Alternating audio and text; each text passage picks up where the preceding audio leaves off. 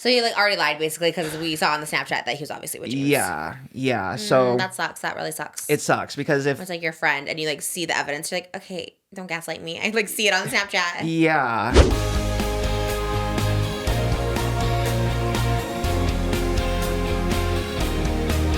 Her name is Trish. She's got the dish and all the gossip's filthy rich, pretty and pink, hot topic queen, and says what everybody thinks. She's just Trish.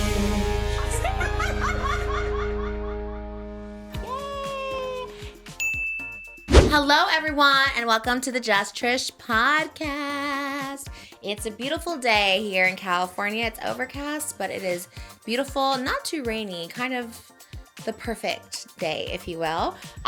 We're feeling so festive. We got cinnamon rolls sent to us from All About That Cinnamon. We have our rainbow flag made from one of our viewers at the Eras of Trish tour, which continues this weekend in Portland, Phoenix, and May 4th. Here in Los Angeles at the Greek Theater. Gender reveal. Is the bun in the oven blue or is the bun in the oven pink? I know. Cinnamon. All About the Cinnamon Roll sent that. Yeah, they're pretty cute. Trisha's bun in the oven. I love it. So we'll see. Not that it matters. We don't see gender here. And speaking of, we got the Protect the Doll shirt. We had a discussion about this a couple weeks ago. This is a knockoff, but the original shirt was to raise money for TransLifeline. So on behalf of the Just Trish podcast, we donated $10,000 to TransLifeline. They're wonderful. The more I looked into this, yes, round of applause for TransLifeline. Donate if you can. We'll put the link below. They made these amazing shirts that all went to it, but they sold out so quickly. Yeah, they're literally on back order for months. Yes, and it's beautiful. It's wonderful. And at first, I just was like, oh my God, I love it. Love the message. It's cute. But what TransLifeline does is actually so important. And each donation, $25, will connect a trans person to a peer, because it's all ran by the trans community. So you get peer-to-peer support. They offer resources. I think $450 can help someone change their ID. Like, just that's the fee it costs to change. So there's just so many different resources, obviously, for protection, for mental well-being, for physical well-being, make sure all their needs are taken care of in a crazy time right now in 2025. It's really sad that like basic human rights are at risk, but TransLifeline is doing amazing work. So when I like looked into it, I was like, loved it, because I got the shirt, and then when you said the knockoff, I didn't know like the original shirts went to a charity, so I was just like, okay, let's like look into it, and then I was like, this is amazing and beautiful. So if you can donate, we love it. Protect the dolls, protect all trans people and all humans. That's what it is at the end of the day. You know what I mean? So we're here and we're queer and we love it. Okay. Speaking of, hi. Speaking of queer. You look great. I love this fashion. I reheated Not Love Lines nachos. I took gagged. the upholstery off that little sofa on the set, and I made a little hoodie. I'm wearing my I Heart Tana Mojo shirt. I was thinking, I hope there is no international scandal with Tana, with the wine lady, because I think that was her last big scandal, right? Was that in Europe? That was in Europe, yeah. So no wine tours overseas, Tana. Let's avoid those. Avoid hiking. Don't jinx it. After we film, it's always like right after we film, something happens. I feel like she's been low-key. She's been so low-key. Right? Yeah. I feel... Europe sounds crazy, though, to go to. Just all her stories in the hospital and the airports. I mean, it all just sounds a lot. Although her photo shoot in front of the Eiffel Tower with Makoa was something fierce. I loved it. I know. And then everyone thought they were engaged or pregnant. Yeah, and she should have shut that down. She did. I liked her message today on TikTok where she was like, the Are You Engaged is the new, like, Go Brunette. Like, everybody just wants them to get married. She's like, we're just dating for a year and a half. Like, let us enjoy dating. True. It weirdly feels so much longer, but it really has only just been a year and a half. And they're young. Crazy. They're like 26 and... You know what? I'm guilty of this too. I'm always like, when are you going to get married? It's like, you let people just date forever if they want, honestly. Yeah. I love it. And then, did you just have a cheetah sweater? I've never seen you in cheetah and I love it. Yeah. I got this from Shane Dawson's favorite store, Abercrombie & Fitch. Is it Abercrombie? Yeah. Oh my God, psychic. That's crazy. I literally was it does look really good. Recently or a while ago? A couple months ago, yeah. To see if it's still online. You are giving Shane, Joel Goldberg, and Tana all in one today. Okay, work. Yeah, yes. I had to contemplate that combination, but yeah, sure. I love it. No, I love this whole combo. You are looking so cute in your Converse and all of that. We're doing Patreon later, patreon.com/JustTrish. We're answering your Q's and A's. Are we going to try the McCrispy strips today? I think so. Jimmy suggested that as well, actually. Did he? Yes, but I don't want to give you his opinion on the McCrispy tenders, like it. so we don't, influence our own opinions. Okay, so maybe we should order some backup nuggets Yeah, just in case. just in case, maybe. Because I know when you don't like something, it's just like, oh. Yeah, sometimes their nuggets don't hit. They had a spicy nugget not too long ago, and it wasn't everything, so it may not hit the same. I always get backup food just That's in smart. case. Yeah. Way to think ahead. I don't know if that's smart or just the fatty in me, but you look great. You look so cute. Thank you. It's been quite a morning. I started my physical therapy, decompression therapy on my spine. It's kind of crazy. It kind of feels like a Jewel Sparkles bionic spine kind of thing because they strap you in a machine and like stretch you out basically. Oh my gosh. Yeah. So you're gonna get taller? Weirdly, I did get my right side was like almost not half an inch, less than half an inch, a quarter of an inch, I guess, was half an inch or a quarter inch shorter. So yeah, I did get that sorted out as well. Shorter. But, yeah. It's quite crazy. I don't know. How are you feeling? Does it hurt? Are you in pain? It feels funny. I have like a little back brace and everything too. Not right now. I took it off to film because it's intense. It is like, it does give me good posture though, but it kind of is like a core set in a way. So I do feel kind of suck you in? Yeah, like really sucks you in. Yeah, and it keeps me up straight. You're not wearing it out. You look like you have a corset. No, you look so tiny. just Spanx right now. Thank you. You look great. Oh my God, you look so tiny. I mean, not to whatever, but you look so skinny. I think it's the baggy jeans and then the baggy hoodie definitely helps it. Proportionizing for sure. I do. I always say that. Oversized. Yes. I'm my 3X everything. Yes. I love it. For our audio listeners, I do look extra teeny and we have to just start lying to the audio listeners. I know. Just just tell it. let No, them but you are. visualize. You're extra teeny. It's also very Shane coded. I saw Shane this morning on a TikTok. I know everyone's like, oh my God, Trish, Shane. I'm sorry. It's what my algorithm. He did another one with that guy. You know the one where he was interviewed in the mall? So, yeah. I think it's the same guy. Was it the same guy? Seems like it. Same It'd person be caught odd him if it's outside not. Taco Bell. And Oh. he was like, what's your Taco Bell order? And it's Shane standing with like a Baja Blast in his like bag. And then he gets the Baja Blast and goes through the bag of what he ordered. And he was teeny tiny. And I can say that because Shane will take that as a compliment. One thing I know about Shane is skinny's a compliment to he him. looks great. I think especially too, again, everything else aside, just knowing like lifelong struggles with weight and then like getting to a place where you feel comfortable. He's comfortable enough where he gets like dress cute and like go out and be seen full body on camera. As a former still struggling, with weight and seeing someone like that. I'm like, wow, good for him that he feels good. Like you can tell he feels good. Yeah. Yes, I feel like that as with the Remy Joe. I'm like, you know what? I know they feel fire. Can I say, I know I talk a lot about my insecurity about my weight, but I always feel fire. I always feel like I want to show full body. Love. I mean, sometimes I like look back, I'm like, oh, I don't know why, but I love a full body moment. I don't know. Even on this, I like show my entire body. I'm like, I kind of like the way I look sometimes. You should. Yeah, you definitely it's weird. should. It's such a weird thing though, from going to like hating how you look to being like, I look really good, and then it's just like, I don't know. That's such a mind like thing. It's like, wait, why do I like the way I look? I look good. I don't know what to say. Maybe because I'm wearing baggy shirts. I don't know why, but there is something about the psychology of a oversized. Yeah. I feel like so teeny tiny. This I'm gonna be crisscross applesauce up here. I'll just be like, oh my God, look how small I am. Let me, I could probably do it. Let me see. Oh. Yeah, you are. Wow. Okay. Oh my God, While it's so pregnant. tiny, huh?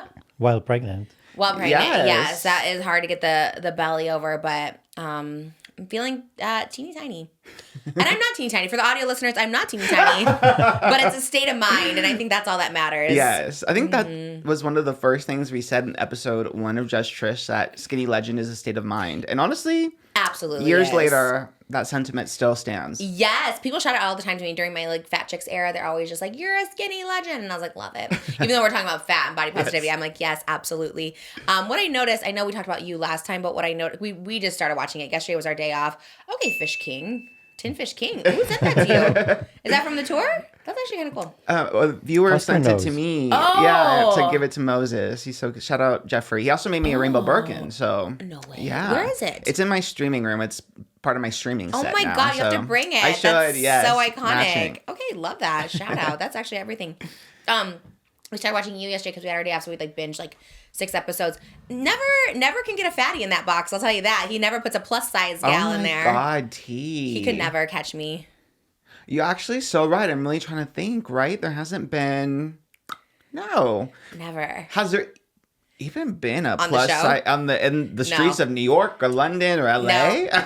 Greg Berlanti, executive producer, is like, no fat people on this show. Oh my God. But it makes sense because when he clunked, spoiler alert, I don't know, he clunked someone on the head to drag them into the, I guess that happens every season, really. Yeah. To drag them to the box, I was thinking about that. I was like, how's he gonna get her in the box? Granted, is a small person, but he is also petite. So I was thinking about that. I'm like, if he clocked me in the head, could he move me to the box? That is a good like plot hole because we never really see Joe Goldberg like work out or lift or train, but he does carry a lot of dead weight. Like Literally, yeah. Yeah, and in the past seasons, he's like brought down a lot of really big guys too. That is so true. How strong is Joe Goldberg? That is that's a good question. Yeah. We should look into it.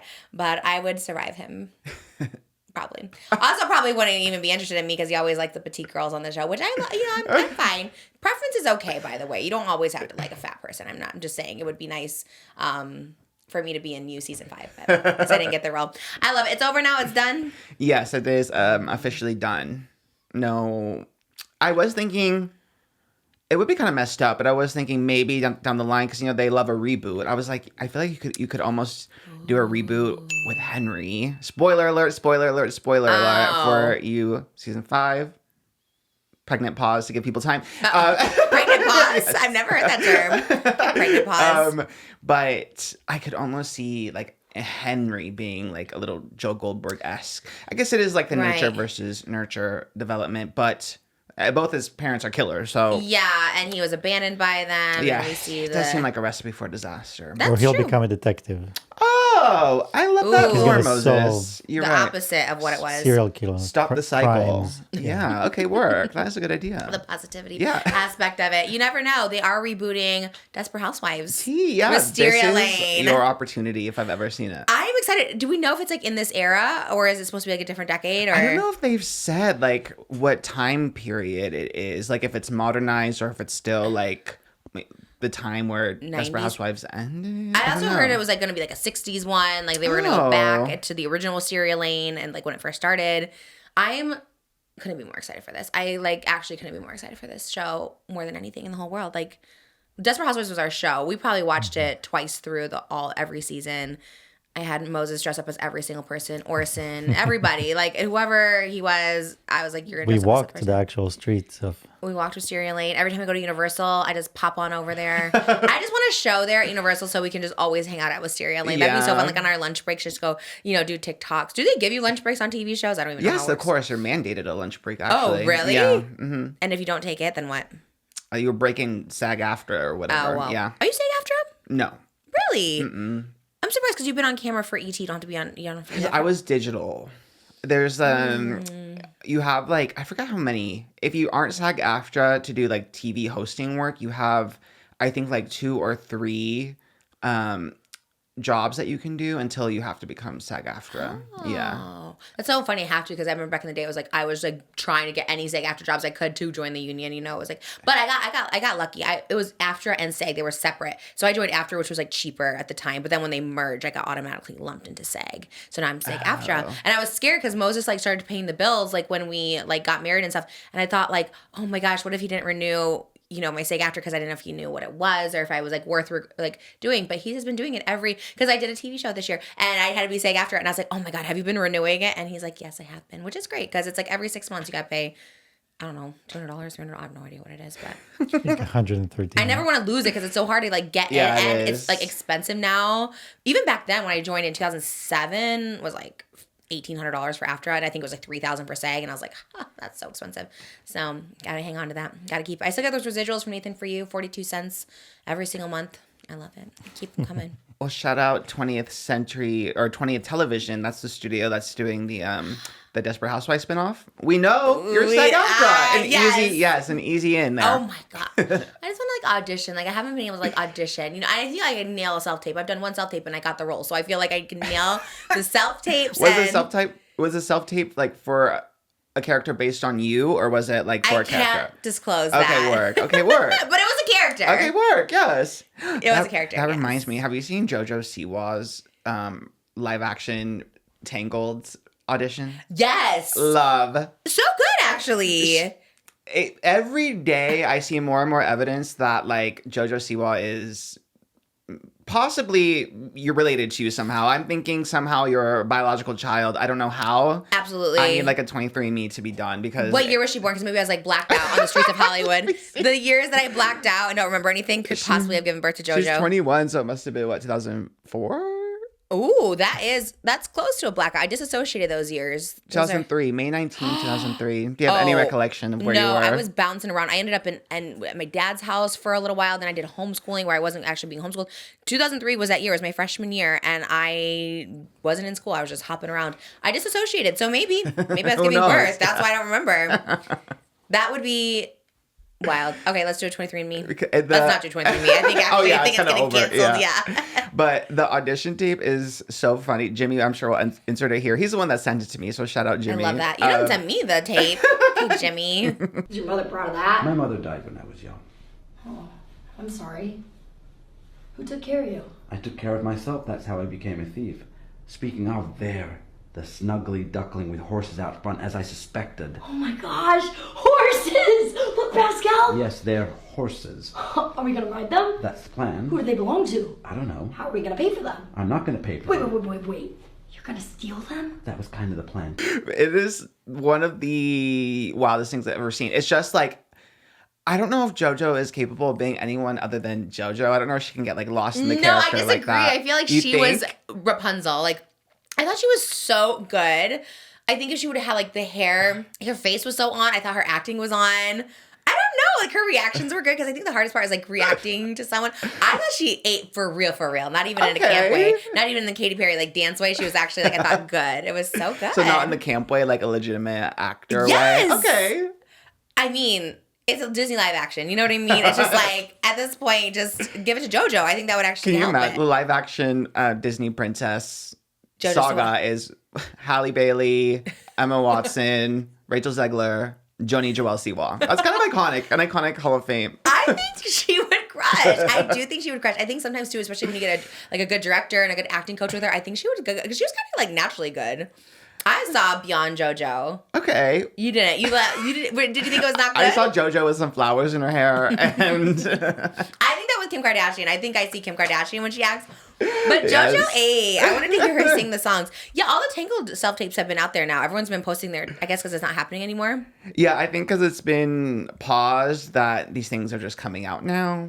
Do you think, because did they ever cast anyone? They never casted someone. No, there was rumors. There was rumors that Sabrina Carpenter was one of the top choices for Rapunzel, and that Milo Manham, is that his last name? Yes, he's currently Seymour in Little Shop of Horrors. What's he from, though? I don't know what he's from. He's from another Paramount Plus show. I think it's called like Spirit High or something like that, I want to say. His mom is Cameron Manheim from Law & Order. Oh, okay. That One of kind of those. makes sense. She was 'Cause also in Roma Michelle. I was wondering Nepo where he baby. came from.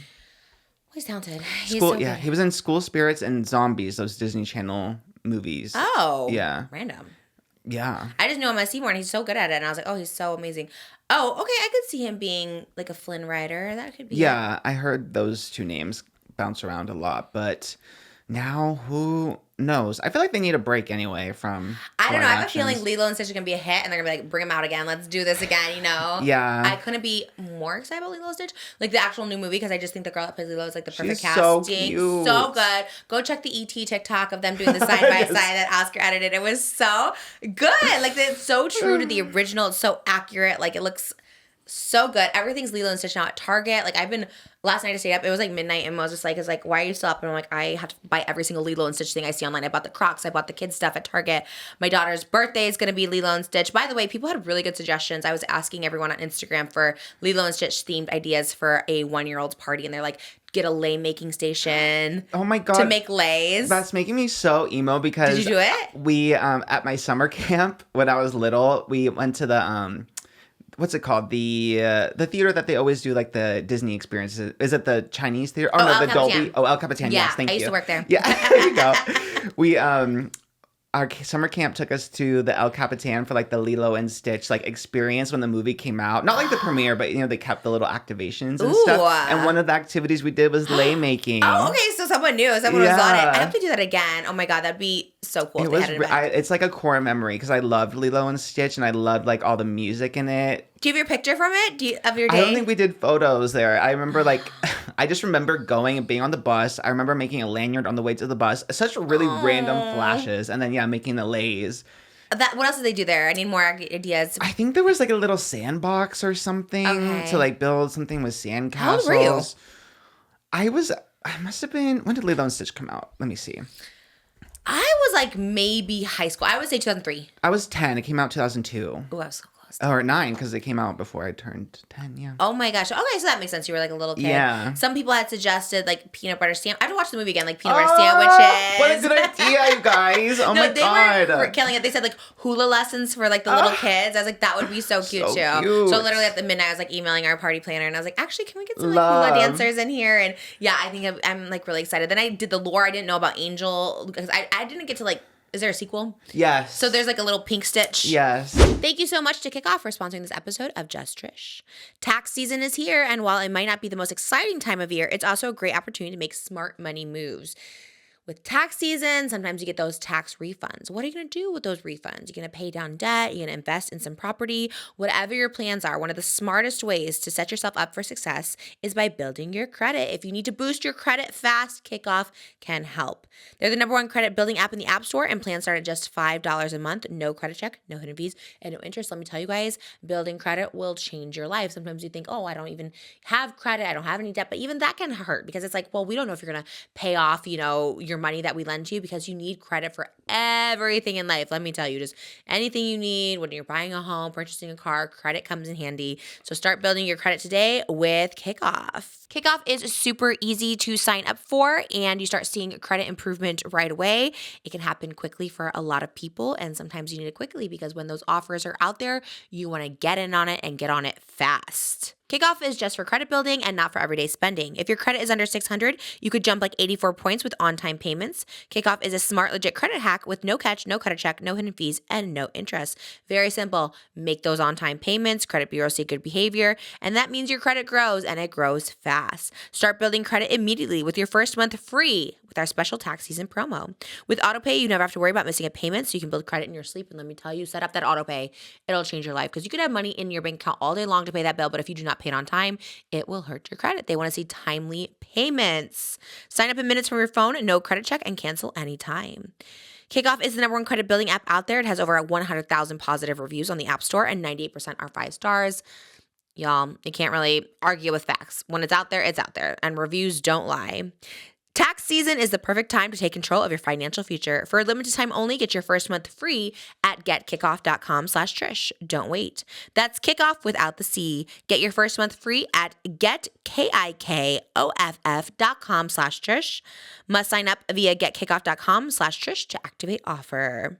Offer applies to new customers first month only. Individual results may vary, subject to approval. Offer subject to change. Terms and conditions may apply. Kickoff credit service starts at $5 a month for 12 months. Average first year credit score impact of plus 84 points. Vantage score 3.0 between January 2023 and January 2024 for Kickoff credit account users who started with a score below 600, who paid on time, and who had no delinquencies or collections added to their credit profile during the period.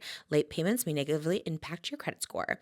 Build credit fast and get your first month free at getkickoff.com/Trish today. Thanks to Kickoff for sponsoring us. We love you. So I was looking at that because I was like, what am I wearing? Should I be the pink Stitch? Like, it was this whole thing. And now, Ooh, you should be Pleakley. Who's that? Piggly? Pleakley, the little alien who's like a drag queen, and he wears like wigs and stuff to be. Okay, kind of fierce. Okay, I didn't know this from the first movie. Oh my God, and Moses can be Jumba because he wears the Hawaiian shirt. And who's Jumba? He's like Pleakley's partner. Okay, so they're like little FBI, like Men in Black. They're from wherever planet Stitch is from, and they're trying to catch Stitch again. Yes. That could be so cute. So, and he wears a Hawaiian shirt. Yeah, they're like in disguise in Hawaii trying to do intel and then catch Stitch, and Jumbo wears the like big Hawaiian shirts, and then Pleakley wears like wigs and big hats and Hawaiian dresses. Done. We're doing it. I did order him a Hawaiian cute. Lilo and Stitch shirt on DisneyStore.com. Everything has Lilo and Stitch right now, so I got you a blue one too. So that would be perfect. Get some sunglasses on you, get a little lei. It's gonna be fun. We'll have the Dole Whip. Love. So excited for the Dole Whip. I know I was on my day off. I was just doing my invitations. We have my birthday, we have Mother's Day, and we have Elvis's birthday. So I sent like 3 invites. I think I sent you like 2 invites. I'm like, don't feel pressure to come to all these. I was sending like people like so many invites. I was so excited. Yeah, I'm excited too. You can dress up? Yeah, well, ironically too, me and Darren are babysitting my 2 nephews that day. Wait, really? Because my brother and sister-in-law are going out of town. She has to do like a work thing in San Diego that day. So I was already supposed to babysit them. Oh my God, that's so crazy. So yeah, it'll be. Because I said you could bring your whole family, bring everyone. So I'll bring the 2. Oh my God, that's so exciting. Leighton and Bennett. Leighton's really like pretty much down for whatever. He's pretty easy to like entertain. He's a little bit older. And then Bennett is Malibu's age, and he's a little more. He likes Darian more than me, weirdly. Layton likes me more, but, you know. It happens. That age, there's always a favorite. There's always someone. I think I'm starting to become Malibu's favorite, I think, because she was so excited for our spa day, our mask day. Oh, I'm like, cute. Finally, my time to shine with the nail polish, the makeup. So I feel like I'm taking over a little bit. But that age, they're just, and you never know. It's good and bad days. You just never know. Yeah. We tried to leave for lunch yesterday. Malibu was not having it. I'm like, you know what? Let's just stay. And then she just went upstairs. She was a bed girl yesterday. She just wanted to stay in bed all day. I was like, she is your daughter. Because she, never wanted to leave the bed. And usually she's not like that. She likes to play outside. She's like, whatever. But I was like, just let her rest. She's had some busy weeks traveling, you know. So it's going to be an extravaganza. Lilo and Stitch, we love you. I hope we can get invited to that. If they do another activation thing. Oh, yeah. How'd you get invited? Oh, you went to with your Yeah, it wasn't through Disney. It was just anyone who got a ticket to the seat at the El Capitan could, do the little experience or whatever. I do love that theater so much. Yeah, it was really cute and such a core memory. I'm excited for a new generation to love Lilo and Stitch. It's so cute. Especially the live action. It's just wholesome and fun and wonderful. Yeah, and Maya, the little girl who plays Lilo, is just the most sweet, precious Her interviews angel. are cute. Yes. It's crazy at that age, you're starring in a movie. That's crazy. I know. How do you do that? Breakout role, her first role. That's wild. Yeah, it's so I'm cute. excited to see it. Can't wait. Yeah, she's such a little cutie. I'm so excited. I hope no one is mean. I think everyone's liking it, but I hope no one is on the hate train and wants to just be mean because it's Disney. Yeah, you can be mean to a little kid. If you're mean to a little kid, then you're something's wrong with you. Especially a lead in a movie. Mm-hmm. That'd be crazy. That'd be wild. That's a whole other thing. Yeah. People are usually pretty nice to kids. I hope so. But even the movie in general, even if people leave her alone, but then are terrorizing the whole movie, I think it's gonna be a hit. I think so too. It's tracking to do really, really well. Probably one of the best movies for the summer, for Disney. So we'll see. Love it. Yeah. Is that the next big one that comes out? Yeah, Thunderbolts is this weekend. The Marvel movie. Thunderbolts. Your future co-stars Florence Pugh. Oh, you love her. I do love Florence Pugh. Yeah. She's a superhero. Yeah, she is Black Widow. Let me try to explain this. What? I thought that was Scarlett Johansson. Yeah, spoiler alert from a movie from 6 years ago, but Scarlett Johansson died in Avengers Endgame. And this is Scarlett Johansson's sister, Natasha, but... I love that, though. She's I'm taking over. Yeah, well, there was a Black Widow movie where it was kind of the passing of the torch. So. We saw that in theaters and fell asleep for sure. It was the only movie out. It wasn't a great movie, but, it doesn't take much to impress me. Just need so to you're going to see Thunderbolt? Yeah, it's mostly a Florence Pugh movie with other anti-heroes, I guess, as support. Sebastian Stan. Yes. Oh, he played work. Tommy Lee and Donald Trump. Oh, there you go. Yes. Yes, I like him. He's always playing people. David Harbour is also, David Harbour. He was in Stranger Things. Yes. Wait. He was was he in the Black Widow movie? Oh, yeah, I forgot. Okay, yes. I was wait, why do I remember him being in the snow or something? He was the dad. He was Scarlett Johansson and Florence Pugh's dad. Married to Lily Allen. Yes. Not in anymore. real life. Not anymore, yes. But What happened? I forget what she said. That was recent. They separated pretty recently. Yeah. The past couple months. We want to know what happens. Do you think people owe us an apology of why, or an explanation of why they broke up? No. I feel like they really do. don't. I feel like it. Well, maybe not them, but I feel like if you're public, if me and Mose broke, I feel like if I'm just give us our privacy, we don't talk about it. But I'm I don't know. I don't you feel like I should explain to you what happened? You're so involved with our lives, and then all of a sudden it's actually no, we're not telling you. I think that's the difference. They're involved in our lives, but he's famous, and they're being a couple is not the content. I don't know about that. But that's not their content. They don't go making TikToks together about But they're still a public couple, and we're all invested in that. they're just public. That's it. Yeah. They're not. But I want to know. That's it. You know what I mean? I'm invested in them because they're famous. I think especially if there's I don't know if there's kids in their case, but say thinking of a couple everyone loves right now, Leighton Meester and Adam Brody. If anything happened to them, I feel like they would just release a statement. We decided to go our separate ways, but you don't want it to get messy because kids will read that at some point, So We don't have to go full on Kanye, but you could just say hey, he cheated. But what if there was no big inciting incident? What if they just grew apart? Oh well, no one even says that. We just grew apart. It always we remain best of friends. Yeah, it's true. But I think again, if there's kids, wouldn't you rather read that than I guess. yeah. I just want to know. I was thinking about. I was kind of thinking about that, yeah, because Channing Tatum and Zoe Kravitz were engaged and they broke up a couple months ago. Yes. And they're both moved on already. Like Channing Tatum has a new girlfriend. He moves on quickly all the time, I feel like he's always in a new relationship.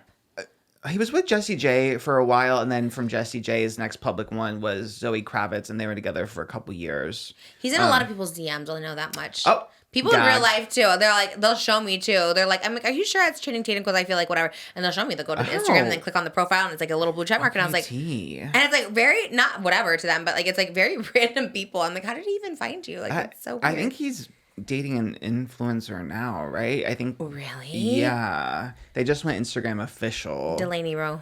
No. Inca Williams. Oh, Instagram official. What does that mean? He posted a photo of her? I think, yeah. I forget if it was on Inca's or Channing, but one of them posted each other, like a couple photo. That's so... Yeah, the Inca posted it. She's 25, he's 45. Do with that what you will. Yeah, why? Okay. Well, we don't need to get into it again, but why? Why? Who is it? Oh, is it Bradley Cooper? He's dating someone young. Gigi Hadid. How old is she? 30? He's like 50 something, right? I think she is 30, yeah. How old is he? He's in his 50s, I think. Oh, no, 50.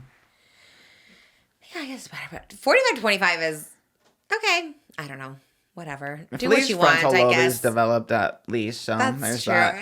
Yeah. And at least his past two serious girlfriends were old. Like, they weren't young, so it's not like he has a Leonardo DiCaprio pattern of... Right. The 25 is so crazy. When I think about 25, it's like, oh my God, that's so young. But like, and I'm 36. I still think 25 is so young. I always forget because like, I get it because like Tana's like 26, but I always forget she's like so young. And I'm like, wow, because she's been around for so long. So when we do talk and do the podcast, I'm like, I forget how young she is. Like, it's crazy because it's like when she was talking about the engagement stuff, I was like, oh yeah, like, why are people pressuring it? She's so young. Yeah. It's still like, you're still so young at that age. But I mean, you know stuff at 26, but I guess it's just Hollywood. I need to just get over it. Everyone's just dating everyone 20 years younger than them. So yeah, and even beyond like that age gap relationship or whatever, I was more thinking too, like, damn, like they were engaged, they were in love, they were so public, and then just a couple months later, like they're so moved on, and I'm like, I just can't. I mean, obviously, it may like. I get how people move on and stuff, but it's just weird thinking about me. Like, I couldn't imagine like being with someone for 5 years and then like within a couple months being like posting Instagram someone new. Yeah, I could never either. I think about that too. I was like, oh my God, like you ever broke up? I'm like, that is crazy to even like think about dating someone else, but then also just like post someone else. All of a sudden you're like, well, where's Moses? Like, I don't know. It's so probably easier for me to move on. I think if you posted a girl a couple months after, I think people would be like, unfollow. You know me, I don't post anyone until you're married. Okay. There's a ring. Yeah, it is weird. I think about that with my favorite couple was Jason Momoa and Lisa Bonet. Yeah, because they were together for so long, and he was always just like obsessed with her. He's like, I married the hottest chick. I married my high school crush. Like all this stuff like that. And then obviously it's been years, but he brought a new. He's like my lady at the Minecraft premiere, and I was like. And, like, obviously, like, you move on, it's fine. And probably she has too, like, whatever. But it does make me, yeah, when you know someone as someone, it's just, like, so sad. Who does it? There's a YouTube couple who still clickbaits. They're like, we love each other. Like, God, who is it? Oh, they're so old. You probably don't even know. I mean, they're probably my age. But they're like an OG couple. And they used to do pranks on each other. I know exactly who you're talking about. I think Jessie is one of them. Jessie and Jenny, maybe. And they used to do, like, they were beloved. They used to do these pranks, and people were like, we love them. And they still make content together. Like, we're getting back together. Like, we're not broken up. Like, it's been literally 15 years, I think, since they broke up, and they still make this content. Were they prank versus prank? Prank versus prank! Yes. And they used to get, so, like, literally, this is, like, 2006, 2007. Like, they got so many views. People were, like, obsessed with them. And, like, yeah, then they broke up, and no one cared about them anymore. Like, truly, not to be whatever. But they broke up, and their whole brand fell apart. And then now I see they're like making vlogs together. I mean, they're probably fine. They're probably not vloggers anymore, but Jessie and Gina, I believe, is how you pronounce her name. Gina, yes. Yeah. Wow, yes. It is all coming back to me. It's so crazy. And then they kind of like disappeared, whatever. And like I said, they're probably fine. They probably made a ton of money, whatever. They don't need to vlog. But now they're kind of coming back, like using each other in the thumbnails again. And Yeah. I mean, they have to be my age or older, I would assume, because they were like engaged and stuff. Like, or maybe they weren't even engaged. I think they dated like a really long time, or like never engaged. Yeah, and their whole YouTube career, they were like a couple. Yes, yeah. And so when they broke up, like, I mean, really, their whole brand fell apart, which is like crazy. They're the opposite of Jake and Tara, where it was like they thrived after a breakup, Yes. and now it's like, it's so interesting because you just know someone as together, and then I think that was the downfall of David Dobrik. I think when him and Liza broke up, I think he went full on Joker. He went full on just like, this is my villain origin story, because like he was like, I met him when he was still with Liza, and then like a couple months later they did the breakup video, and he was like so happy and so just like puppy dog, like going over, she's making me frozen pizza, like just so whatever. And then like after that he just started like, I hate every single female in this world. So that's why I was like, maybe that was the villain origin story of David Dobrik, but it does suck. It does suck. She thrived, I guess. So it's always interesting to see after a breakup too, like who, like, not to say David didn't thrive. I guess he did. It made money, but yeah, it is. I'm trying to think of like a YouTube couple where like one has gone on to have so much success while the other one didn't. I mean, you see it on TikTok, like Chris, we just talked about him. Yes. See? that is true. And Ian was probably more successful than Chris when they started, because he was like a Broadway dancer and danced behind Ariana Grande and stuff. But right, they were a couple. But you could kind of forget about it. You're kind of like, damn, I kind of forgot about them. I did love them. We watched them in quarantine. That was their best. Oh, that Best was the of both era? of them. Yeah. Went downhill after that. Okay. Yeah, it is interesting. Yeah, who had more? Or I always want to think too, like after someone breaks up, like is there someone who successfully had another relationship that everyone like championed?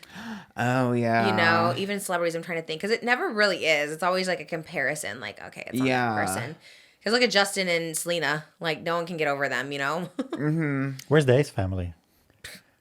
I think They're there's a another one. podcast. Do you ever hear about them? I No, never they see have anything. podcasts out? I think whatever their names are, not the aces, the guys. The boys. The boys. God, what is his name? name? Austin McBroom. And the other one, and the brother. No idea. And the brother had a podcast. I remember when they started it I don't know because if they they still said have to. something weird, and I was like, "What is going on here?" They but said something weird on the podcast. it was something off-putting, and I remember being like, "Okay, what's going on here?" But that's the last I heard.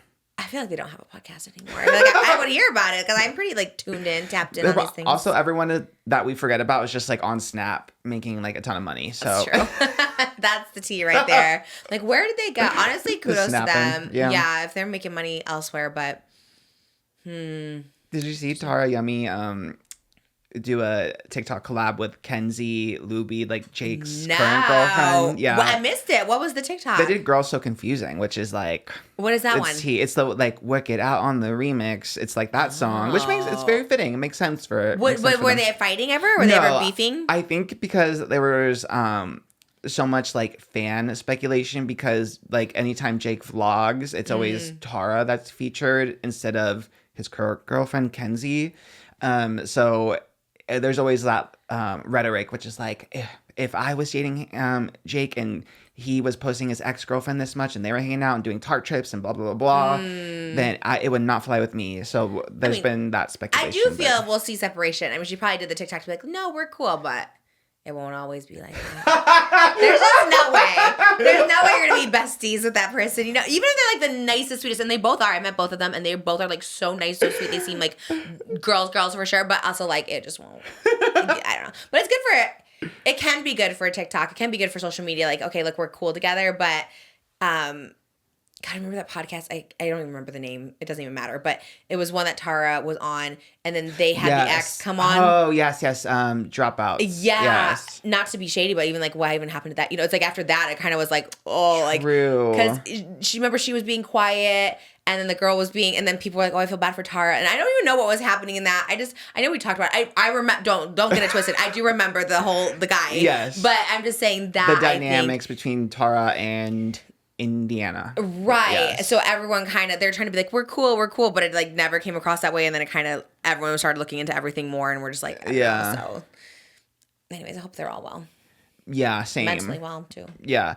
And it also makes sense, I guess, why Jake hasn't really posted Kenzie that much because he was even on here before, I think, dating Kenzie, and he was like, next time I have a relationship, like I will not be like as public about it because he just like he said it put too much weird like pressure and like too many people like. You know, I had met her day one that I met Jake. The first time I met Jake, she was at the house. Because I remember she was there and I was like, oh, this girl's like so pretty or like whatever. But yeah, he kind of told me, but then didn't because I think he probably thought I had a big mouth. But then he told me that we were dating. He was kind of like, yes, no, kind of. But like, I don't talk about it, whatever. And I was like, okay. So I think they've been dating like quite a while. Yeah, okay, that makes sense. I think. Yeah.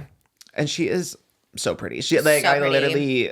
We're oomfies, me and Kenzie. Are you? Yeah. I think we are too. On TikTok or Instagram? Instagram, yeah. I don't know if I follow her on Instagram. She was so nice. She's gorgeous. She seems really, really cool. And whenever a pretty girl like likes me, I'm always just like so intimidated.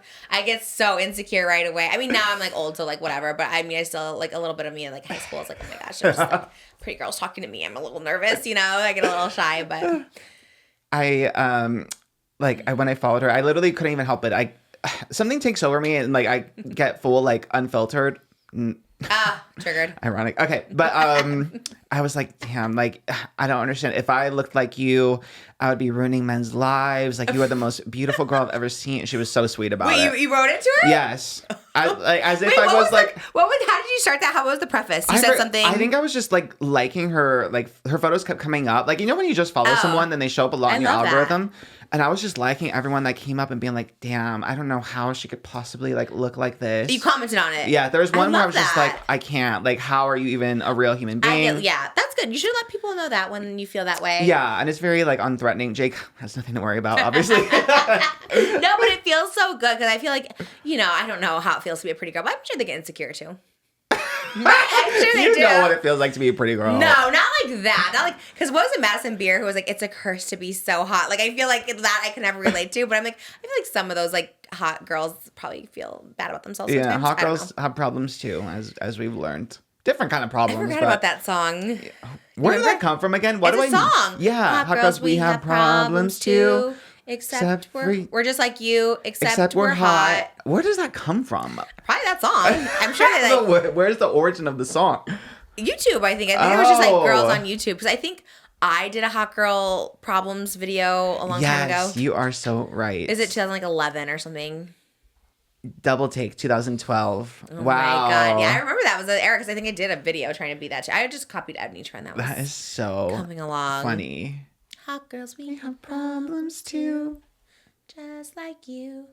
Except we're hot. Is this new? Was I supposed to show this? I forgot to show this. You showed it last episode. No, this is a new one. It's a different one? I know, they love crochet. Because I just opened the other suitcase and there were more things. More crocheting. I love everyone crochets. This one looks really pretty. And there's one shirt. Oh yeah, show that shirt over there. Wow. Somebody commented on the shirt and I was like, I didn't see a shirt. Oh yeah. Move the microphone. Love it. Wow. It's like airbrush. Yeah, that was cool. Ooh, it looks big too. I'm gonna wear that on the next one.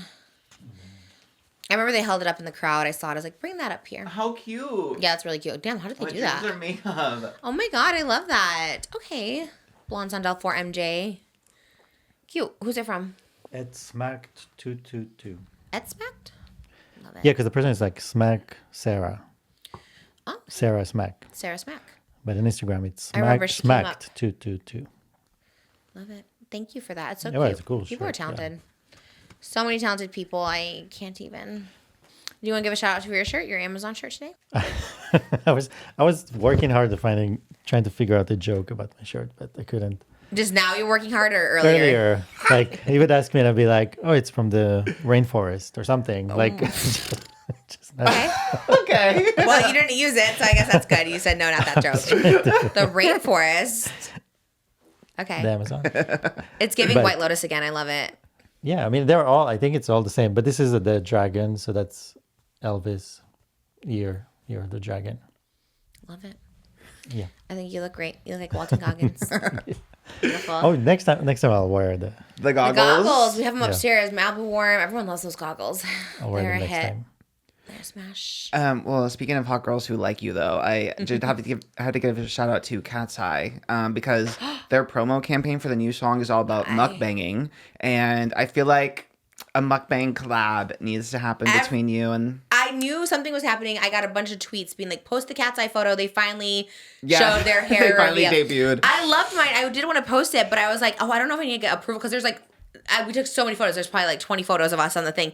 And, but like sometimes one's eyes closed, sometimes, you know, I was like, and so I was trying to look at everyone's face, make sure everyone looks good. And I'm like, I don't know if I'm like supposed to get approval of these. They all looked fierce. They all looked It's so so cute. good, but I just didn't know. Oh my God. So what is the song called? It's called Gnarly.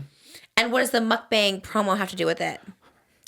It's kind of food themed, the music video. Like there's a lot of eating scenes randomly. It's very fierce. The music video is very fierce. The song is a little controversial because the lyrics are very like campy. So some people don't like the lyrics. What's the controversial lyric?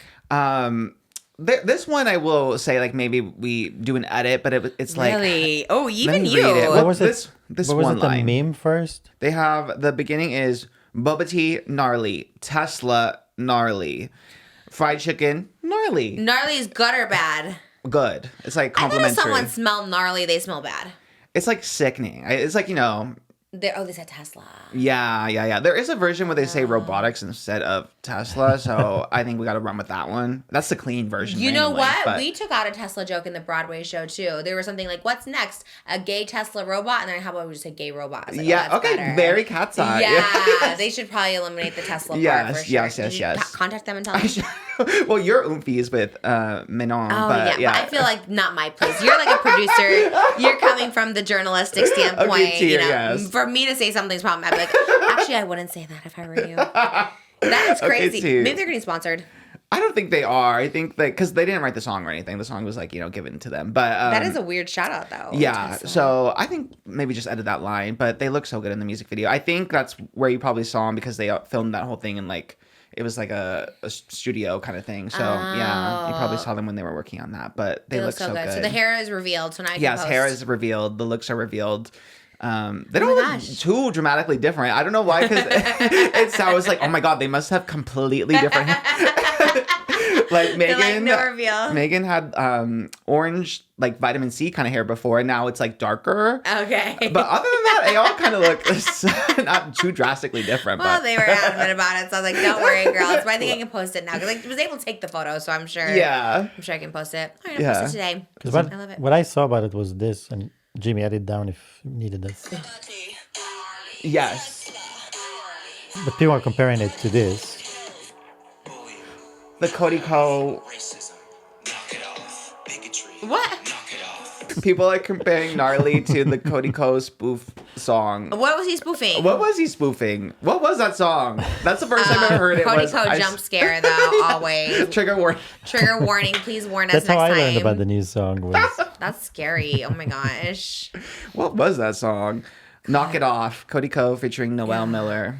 Ugh, you know he thought he aged, so he's probably we're so funny. We're so Honestly, funny. yeah. And I then hate that guys did like not that. Oh, sorry. age Not well. hate, dislike. Oh Sorry. yeah, sorry, Moses. I know. I was like, okay, I dislike Question: strongly. Do we hate serial killers or no? I was No. thinking with Joe Goldberg. I was like, do we hate? no, because Yeah. it's always the same. When you say that, you know, they always find the most extreme personality there is. Yes. Like, you have to hate him. I'm like, I don't hate anyone. It's not. He's a hateful person. Okay, so You know what I mean? the- Like, yeah, he's a hateful person. I'm gonna take him to court, put him in jail forever, but I'm not gonna be a hateful Okay, person. the high. You take the high road. I do. I'm just. Why do I need to be a hateful person? I Oh, no. I kind of see, you know, I know from like going to Catholic school and like, you know, religion classes, you know, that is kind of the lesson. Yeah. I see it, but in practice, I'm like, I can't. I don't know if I can do it, you know. That's but what I'm saying. I don't want to get back in this cycle, this vortex we got into last time. But you can hate somebody, and it doesn't mean you hate everybody. Just because I hate this one person doesn't mean I hate my daughter. Like that's the craziest thing I ever heard. My reaction the first time I heard it was extreme too, and then it takes time until you. It's not extreme. It's just No, common it knowledge. is. It is extreme because nobody wants to think of them as a hateful person. Well, I'm not a hateful person. I just hate some people. I'm good at other times. I'm Hate-ish, rainbow. not hateful. Yeah, hate-ish. Hate-ish. That should be good. Like those shows like Blackish. There was another one too. Hate-ish. youngish, Youngish. grownish. Grownish. Yes, I could be hate-ish. That is so funny. Starring Trish. I love it. Other hot girls that like me. Did you see QTCINDERELLA tweeted me? Yes, I was so excited. Does she actually make cakes? Yeah, she's a really good baker. Like she bakes beautiful cakes and cupcakes. She literally like bought I think it was like a restaurant or something like that was no longer in use. Like she bought it so she could film like her cooking and baking stuff there. And she has like baking series that she does on Twitch. Yeah, she's really, really good. Like, I don't know what the flavors are, but like they're really like ornate. fondant, like the 3 layers? She does like fondant stuff. I think she just made cupcakes that were like all flowers and like roses and stuff. It's So is she an artist? Like she's doing all the decorations she does and them everything? herself. That's what was so crazy. She's like, "Oh, does Elvis need a cake for her birthday?" I was like, "Yeah." Like, and I was like, "Actually, yeah. Do you do this?" That's so random because like it's so random because like an influencer, like that'd be like if I worked on cars or something part time. Like, "Oh, do you want me to like fix your car for you?" It's like, Well, you do. I don't know, huh? In our TED Talks, you do. Oh, our Trish Trish talks. Talks. Okay, yes, I did fix cars in that one. But it'd be weird to like I know hire what you me to mean. like fix your car because it's like, well, I also do social media. But I mean, if that's what she does, I will for sure. I know, props to her because she is very busy. She's always doing something. You were I was telling like, me like she has like 3 podcasts and stuff, and I was just yeah. like, oh, okay. Love that she's taking I on was down. baking stuff too. I would be so excited. Yes, we need a Lilo and Stitch cake. I'm excited to see what she comes up with. I really, I can't imagine. Okay, I'm gonna DM her back. Yeah, I'm super you have excited. to. I never get DMs on Twitter. If it is, it's you or Moses. Those are the only 2 people that DM me. I so. never see a Twitter DM either, so. Well, I see them. I just Oh. never get them. Oh. I get like so if I see one, the little one pops up in the box. I'm like, oh, who's DMing me on Twitter? And so it was QTCINDERELLA. Love, that's Mage, A yeah. lot of you. The connections just keep Yes, connecting. love. Love QT. Have you seen this new debate that keeps going viral? I feel like you probably have missed it, but there's Always. this whole thing about how many men would it take to beat a gorilla? Have you seen? Moses has seen it. To beat a gorilla? Yeah, to fight a gorilla and win. No. Do you even care? First of all, no, but I saw a t-shirt recently of someone's like, I'm not a gorilla, but I beat off 100 men a day or something. Did you see that one? No. Oh, because that sounds like, what is this shirt? I kept seeing it Oh. pop up. I'm really contemplating that shirt. Okay, I'm trying to like Or maybe it visualize. was like, I'm not a gorilla, but I beat off men. Something like I that. love the first one you said Okay, more. I don't know what it beat was. off There was 100 something- men. Okay, work. Anyway, so what's this one? Who asked the question and why do people want to know? Well, I think I saw it become bigger when Mr. Beast also like chimed in. He kind of wants to Put 100 men yeah. to fight Oh, the gorilla. to fight off a gorilla. How many Yes. men does it take to Like fight I off a saw an gorilla? AI image. There was like a big gorilla and surrounded by 100 Yes, men. I've seen that. Oh, so it's 100 men is the So- answer. No, they like. Do you think it's possible that 100 men can actually overtake a gorilla? You know, I would think with I their don't know. bare How much are hands. gorillas? What gorilla are we talking about? We're talking about like King Kong? Like, are they that big or? like the one that you At the zoo. Yeah, like a Oh, real. I think 100 people could probably take a I gorilla. think 100. Yeah, I do. I think a gorilla would take some of them out, but Yeah. right, because there's no way. But 100 is just unfair though. Like 100 versus one gorilla. Yeah, no, that's definitely not but they're. fair. I mean, they're insanely strong. Yeah. Like it's not. I don't think they can. Without tools, without any tools, and it just you bare don't think you hands. can hold them down? No. How much do gorillas weigh? Because the reality is like 100 men, you can't fit 100 men. You know what I mean? Only maybe 10 at a time can actually be touching the gorilla. No, but you could like hold them back or support them or. They can weigh up to 450 pounds. Oh, 100 men could easily take 450-pound gorilla. They're all muscle. I mean, they can literally rip you apart. Really? They've ripped humans apart before. Is that real or is that propaganda? Yeah. They for sure have I killed. mean, smaller chimpanzees have done that. Yeah. So God. I don't think 100 men with bare hands, no tools, can do that. Where do they live? The gorillas. Jungles. But somewhere in zoos, huh? Yeah, definitely. I mean, aren't they scared to like go into there and feed them? Like, I'd be scared. Well, they Do you know what I mean? They they do it through, let's say like kind of like Joe Goldberg. They have like a door. Yeah, they put the food. They close the door. How do they get them in there? Like Joe Goldberg? Do they drug them or I what? think so. Yeah, I Yeah, saw a they video. shoot. Did you see this a while ago where there was one like zookeeper who got trapped inside with them, and it was like a whole like thing where like the zookeepers having from like the other side of the wall having to like distract Distract the gorilla so Yeah, the person can get out. Oh, because they're never in there with them? no, because no. they are aggressive. So That should be like red flag number 1 to not have a gorilla at a zoo. Like, what the hell? Like, even the killer whales, they're like up there and swimming with them and stuff like that. But if you can't even be in there with them. So they literally T. like drug, allegedly, I guess. They drug them. No, they will. They will Tranquilize. Tranquilize. them. They'll be sleeping basically. And They put them in a container, then take the container to the zoo. And where are they tranquilizing them? Out in nature, like they'll capture them. But usually when they're small, like a baby. Oh my. God. I mean, it's awful. Everything about it is. I think a lot of them are probably bred in captivity now. I would hope, at least. But Oh my God. Honestly, rip those humans apart. I would too. Could you imagine? It is kind of nature versus nurture. It's like Henry from Joel Goldberg. It's like if that's how you're brought up in this like glass box in this cage, like it's like the twin who turned evil. It's like all of a sudden the monkey's gonna turn evil because they like evil thrusted upon them. You know what I mean? That's so sad. yeah. So I don't know. Mr. Beast joked that he wants to do 100 men versus a gorilla. Mr. Beast, how are you gonna get the gorilla in there? Are you gonna also tranquilize the But gorilla? how? Like what the hell? How can he do that without hurting people and the Or gorilla? the gorilla. I'm more concerned about that, and also the fact that he'd even want to try anything like that. Like, just keep the gorillas in the jungle. We don't need men fighting them.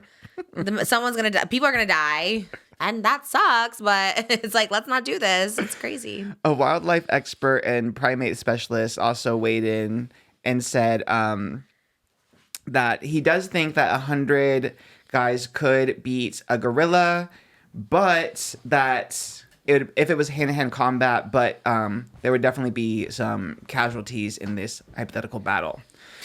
Which Who asked honestly this makes question sense. again? Who, like- It was one guy on Twitter.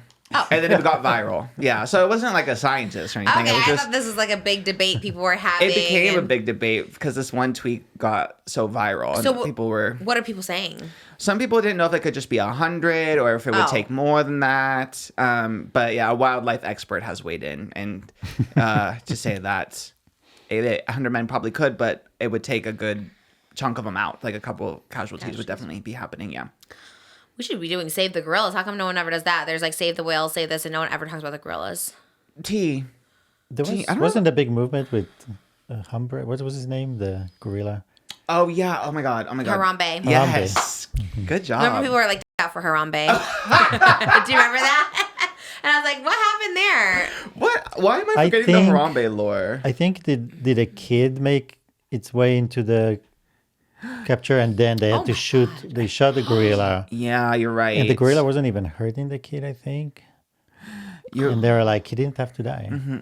A 3-year-old boy visiting the zoo climbed under a fence where he was grabbed and dragged by Harambe. Fearing for the boy's life, a zoo worker shot and killed Harambe. Oh God! Oh my God! That whole situation's awful. How did that become out for Harambe? I don't know. Google that. Well, because this is kind of like, you know, Connie Coney, yeah. 2012. Oh, Like it was Coney. in that era where things became a big meme. It was kind of the Right. only meme and everyone took it to every possible direction. That's actually sad. That whole story is kind of sad. You saved a child from going under. They Yeah. climbed under a fence to the elephants. Moses saved a small Oh child. my God. Like At the zoo, it was insane. It was like this weird situation where this kid was like determined to get to the elephants, and I think it was a girl, Was it a girl?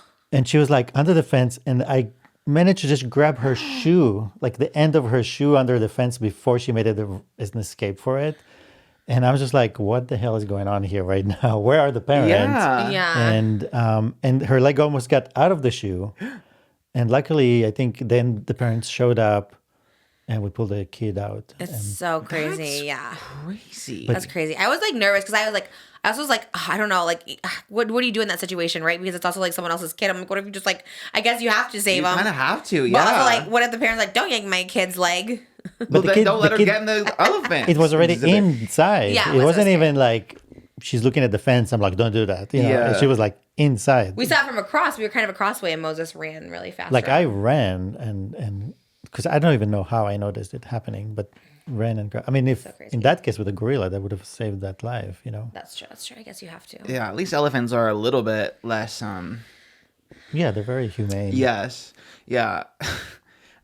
I'm trying to remember the specific context of this tweet, but God, my mind consumes way too much like media and that like I don't know where the origins are, but I saw this one video and it was like an elephant foot hovering over like a human's bare foot, and the point was like, look how like aware and smart elephants are. But then there was oh my God, and hundreds and hundreds of years ago, because the photo was black and white and like bad quality, so I'm assuming it was a while ago. They hanged an elephant that like pursued and killed someone, and they were like, well, that elephant just knew that she was evil, that's why that it killed her. But They hanged them. yeah, they hanged him with like a crane or something. This elephant was like, yeah, hanged. Why? Because it killed, pursued. But why and did they take that route? True, of all the ways. They're I trying guess to to send humiliate them. him or what? Like, that's so I guess to send a weird. message. Oh my God. Is that Yeah, real? Was elephants- that a real photo? Elephants are amazing. Like they can paint, you know, and Yeah. they recognize, you know, people. And it's true. There was one person that abused elephants in a circus, and one of them retaliated against that one person. And if somebody dies, they'll walk 1,000 miles. They know, and they'll walk 1,000 miles to like almost like attend a funeral. And Oh my gosh. the way they protect their babies, I mean, they're amazing.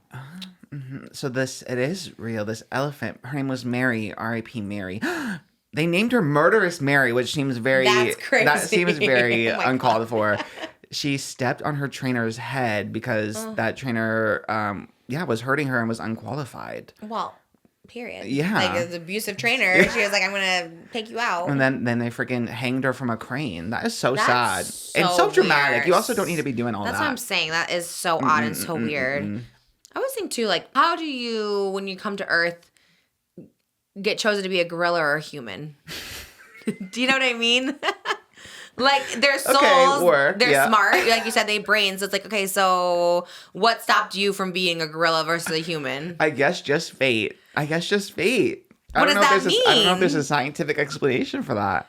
Do you ever think about that? Or, like, why is that being a gorilla? Like, why did that soul and brain go to the gorilla? I think it's just fate. So weird. Maybe another question for the vet whenever the hot vet comes. Yeah. I would love for you to ask the hot vet I that think it's more question. in Buddhism. In Buddhism, like they say, there's levels. You know, you start from like you'll be a worm, and then you'll be like you. It's But almost like the evolutionary. The gorilla seems above us if they're so strong and Could smart. be, yeah. I mean, being a dolphin is probably an incredible experience, or a whale, or That's so interesting. And it's like, do you believe in reincarnation? Do we come back as different beings, different creatures? absolutely. The worst would be an ant. Yeah. You're just every day fearing for your life. Unless you're the queen ants, What happens then? then everyone kind of like is the one that brings you the crumbs and stuff. So you don't love have to that. really risk your life or whatever. And You're ants just having carry babies crumbs. all day. Oh yeah, you we could do love that. I love it. I'd be a queen ant all day long. Bring me those crumbs. Bring me the babies. I would love it. Remember wasn't there Ants World or something at Disneyland where there was giant ants? A Bug's Life world. Oh yeah, what happened to that? They turned it into the Marvel Avengers. That's what they replaced it with? I hate it. It was such a cute land. It was like these Yeah. giant ants on top of your like leaves, and it was so cute. Oh, I hate that so much. As much as I love those giant chicken sandwiches, I still do not love it. Damn, I do love Ant-Man those. is there now. Oh yeah, I guess the cafe is Ant-Man. Yeah. Oh damn, I do like that giant chicken sandwich though. Oh, that sounds so good right Yeah. Oh, maybe we could do a cooking video where we try to make that giant chicken sandwich. It has to be kind of easy. now. You have to find a really giant piece of chicken. Because all the chicken fillets are so small. They're like this big. Yeah. How do they get a giant chicken that size? They must it's pretty thin, so they must pound it. They pound that Well, thing. we pound it too, and it would never get it that big. Because Moses makes pretty good schnitzel. Like, he could make that, but it just wouldn't be that big because I would love to interview a Disneyland chef. Do you think they do interviews? I don't think they let him I know. I feel like it's under lock and key, Yeah, all for the sure. secret Like, recipes. gatekeep all day long. Yeah. I also have a weird craving of going to Universal, which sounds crazy, but they're doing fan nights right now. Have I you saw a seen commercial this? for that. Yeah. Where did you see a commercial? On TV? No, randomly, this lore is kind of insane. But one influencer who was in one of the Joey Graceffa, are they gay or straight, whatever, one of those videos, he's like a fitness model or something. Anyway, but he was cast in the commercial for FanFest, and they made him be one of the Vikings from How to Train Your Dragon, and that's how I saw the commercial. And he wasn't even like in the park working. He was just like He an was actor for the commercial. just a model. Did it make you want to go to it? They didn't show what it was. They just showed him walking around in this Viking hat, and I hadn't seen How to Train Your Dragon at that point when I saw the commercial. So When was this? 2 weeks ago, I saw How to Train Your Dragon last week. Okay. That was fast. Damn.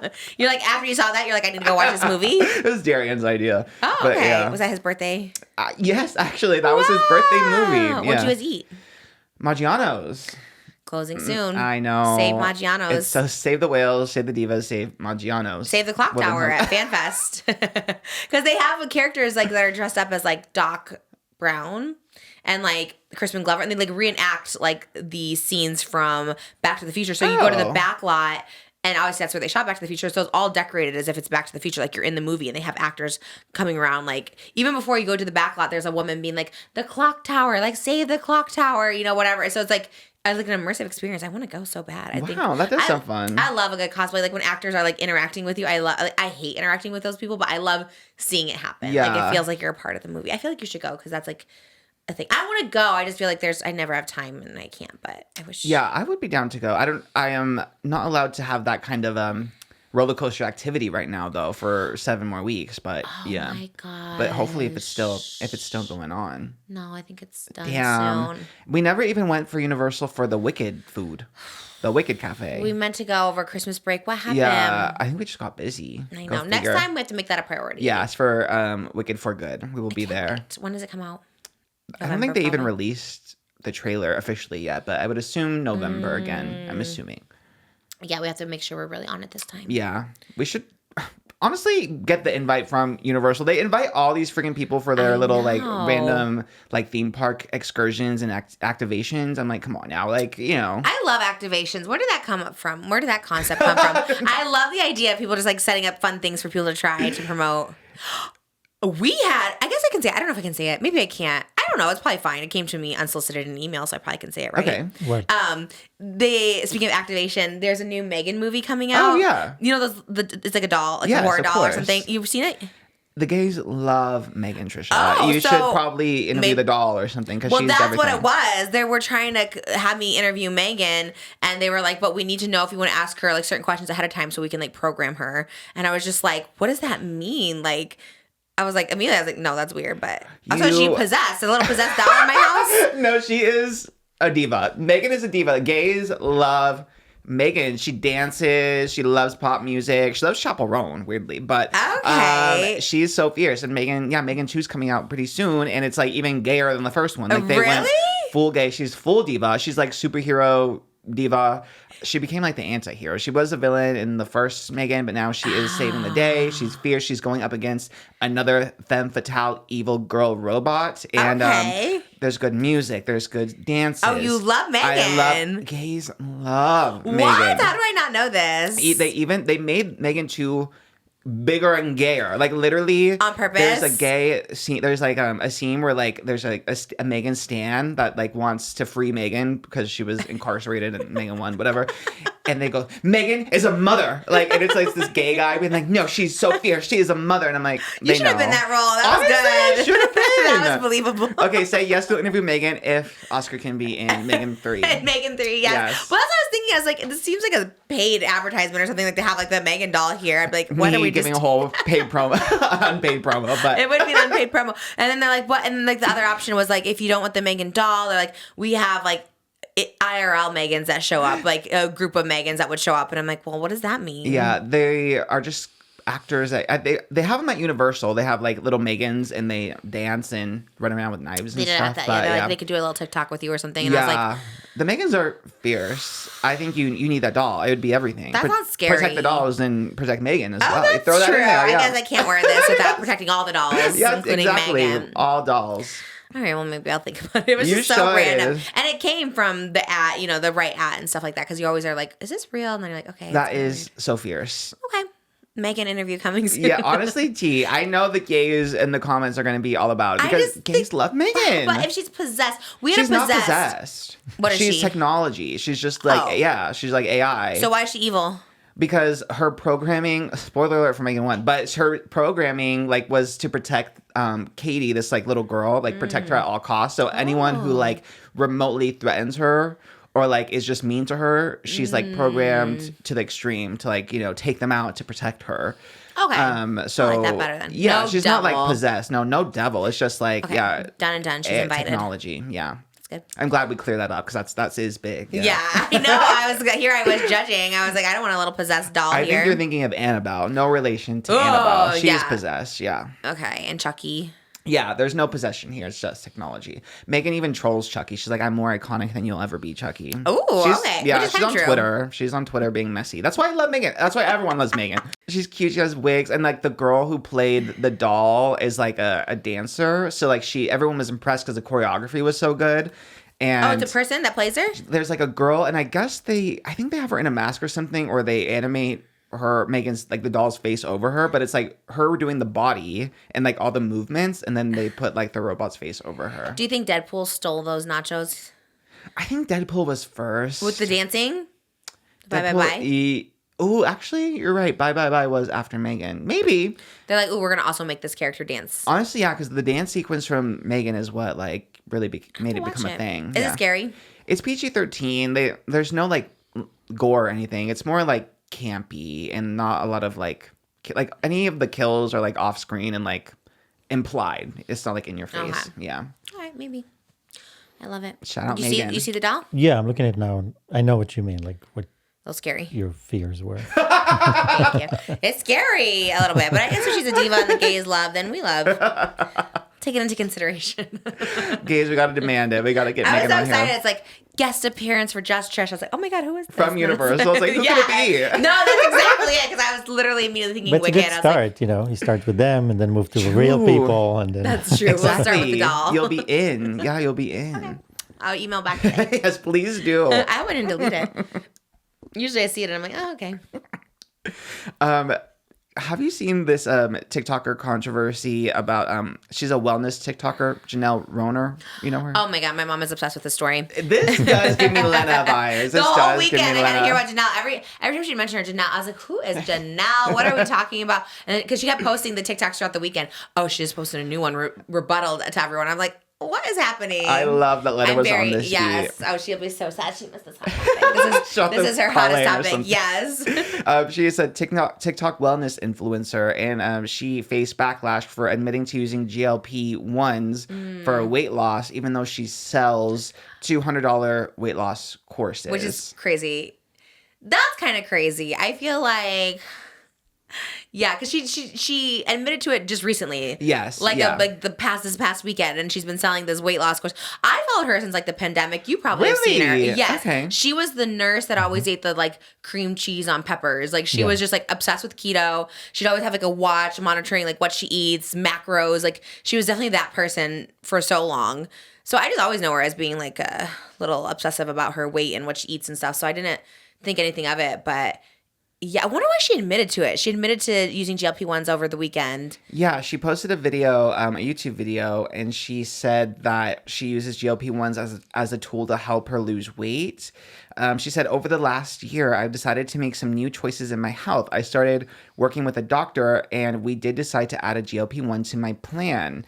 And that she's also had previously tried keto, macros, and workouts. Yeah. But she said GLP-1s are not magic. They don't change your lifestyle overnight. It's just a tool to help. I still had to show up for my meals, track my macros, drink my water, go on walks, do my workouts, everything I already teach and believe in. It just helped me regain a sense of control, and it's something that I don't want to be ashamed of. What's a macro? It's a type of, I'm going to explain it really terribly, but it's a type of calorie or whatever, and you're supposed to like monitor how much of those that you eat, and that's supposed to be the key to like weight loss. I mean, she said she took it to regain control, but it's like she's always been very obsessed with calories and all this stuff that she talks about. Like I followed her literally for like 5 years, and I feel like she's like always been obsessed with it. So like, what did she need it for? Maybe to how this is just like benefit of the doubt, I guess, or my experience with GLP-1. So I guess like, yeah, you can still like monitor it, but you still kind of have the especially if it sounds like she is like obsessed, then you have like the food noise maybe. I hear that term a lot. Yeah, What is food noise? It's kind of just like in the back of Your your mind, thoughts. you're thinking, yeah, food. Like, oh, what's for lunch? Oh, what's for... Doesn't everyone think that? Surprisingly, no. What? But I know. You don't think about what you're eating for lunch. I do. That's why I'm on GLP-1s. But even GLP-1s are not canceling out your food noise? I had to increase my dosage actually because it's still not really. It kind of is a thing where like when I start craving something, like I'll think I'm craving something and I'll be so excited to eat, and then I like eat it a little bit of it. I'm like, damn, I really can't even fathom eating more. If that makes sense. The GLP-1s make you feel that way. Yes. because there was some, like we had Cane's 2 days ago, whatever. And like, I was so excited for it. And I always get like the big boy meal is the one where you get extra It's like tenders. only 4 strips. It's not even that much. And it's really expensive, but whatever. Yeah. The big boy. But I could only eat like 2.5 tenders. And I was like, I really can't even fathom eating more. So Did it taste good? yeah, it still tasted the same, but I was just so full. That's crazy. So So I it do actually get shrinks that. your stomach or just like makes you feel full? I think it makes you, it gives the sensation of that your stomach feeling like really, really tight and full pretty early on, is from my experience. But Okay. yeah, so She just wanted that feeling more. I guess because even if you're like, when you're obsessed with it and you're still tracking it, whatever, it's still like hard, it's still hard. Like you don't really have that freedom of like, oh my God, I can't just like eat whatever, blah, blah, blah. Granted, I'm not selling people a weight loss plan. So Yeah, I think that's always the issue. I think it's when people aren't honest about it. And it's like, it's fine if you don't want to be honest or don't want to disclose it. I get that part. But if like your brand and this girl's brand is literally selling weight loss, like I said, I've followed her for so long. Like you should disclose that right away. yeah. Be like, these are my results with a GLP-1 too. Yeah, and I think she started doing the plan before she started GLP-1. She made it seem like she started it recent-ish, Yeah, but still, I think the believe that. second you're like even thinking about it, you gotta be Put the disclaimer on there. if you're like, if that's your whole thing, if you're selling Yeah. the plan, if people are buying this. So Are people not happy? she got a lot of backlash, and On TikTok or YouTube? Because I also loved how on TikTok she goes, people are asking if I did GLP-1s. Well, the truth is, you have to go to my YouTube channel. I was like, all right. I've seen it it's on her Instagram, it's on her I TikTok, saw it it's on on her TikTok. YouTube. It is kind of everywhere. Yeah, people are not. I think people just want people to be honest, especially if you're selling weight loss or body positivity. Like, I think people just want. I think that's like the main reason Kardashians get so much hate. Because like, just be honest that you got work and don't just say like it's just diet, exercise. Of course you have to do that. Of course you do. Like, but I'm just saying like you have to show with the assistance of it's wild to me that people don't disclose that. Yeah, and like one of the comments said, there isn't shame in taking GLP-1. The shame is when you fool your audience into thinking they can look like you if they eat and exercise like you do. So that's disappointing. So that really is kind of encapsulates the whole thing, Yeah, I think. especially an influencer, especially these type of influencers. Like this woman is like, she's a regular person, but she has like followers. So it's like when you're only famous and rich because, or making money, I should say, because of your followers and you're not authentic with them. I'm like, that's so shitty. Yeah, and to her credit though, she did say she will do a refund for anybody who bought a class in the last 11 months. So I guess in the period of her doing GLP-1s. So if I don't you know if bought that's the giving class, her credit. It's like you scam people. it's at least something, I guess, right? Like she's at least refunding people. No.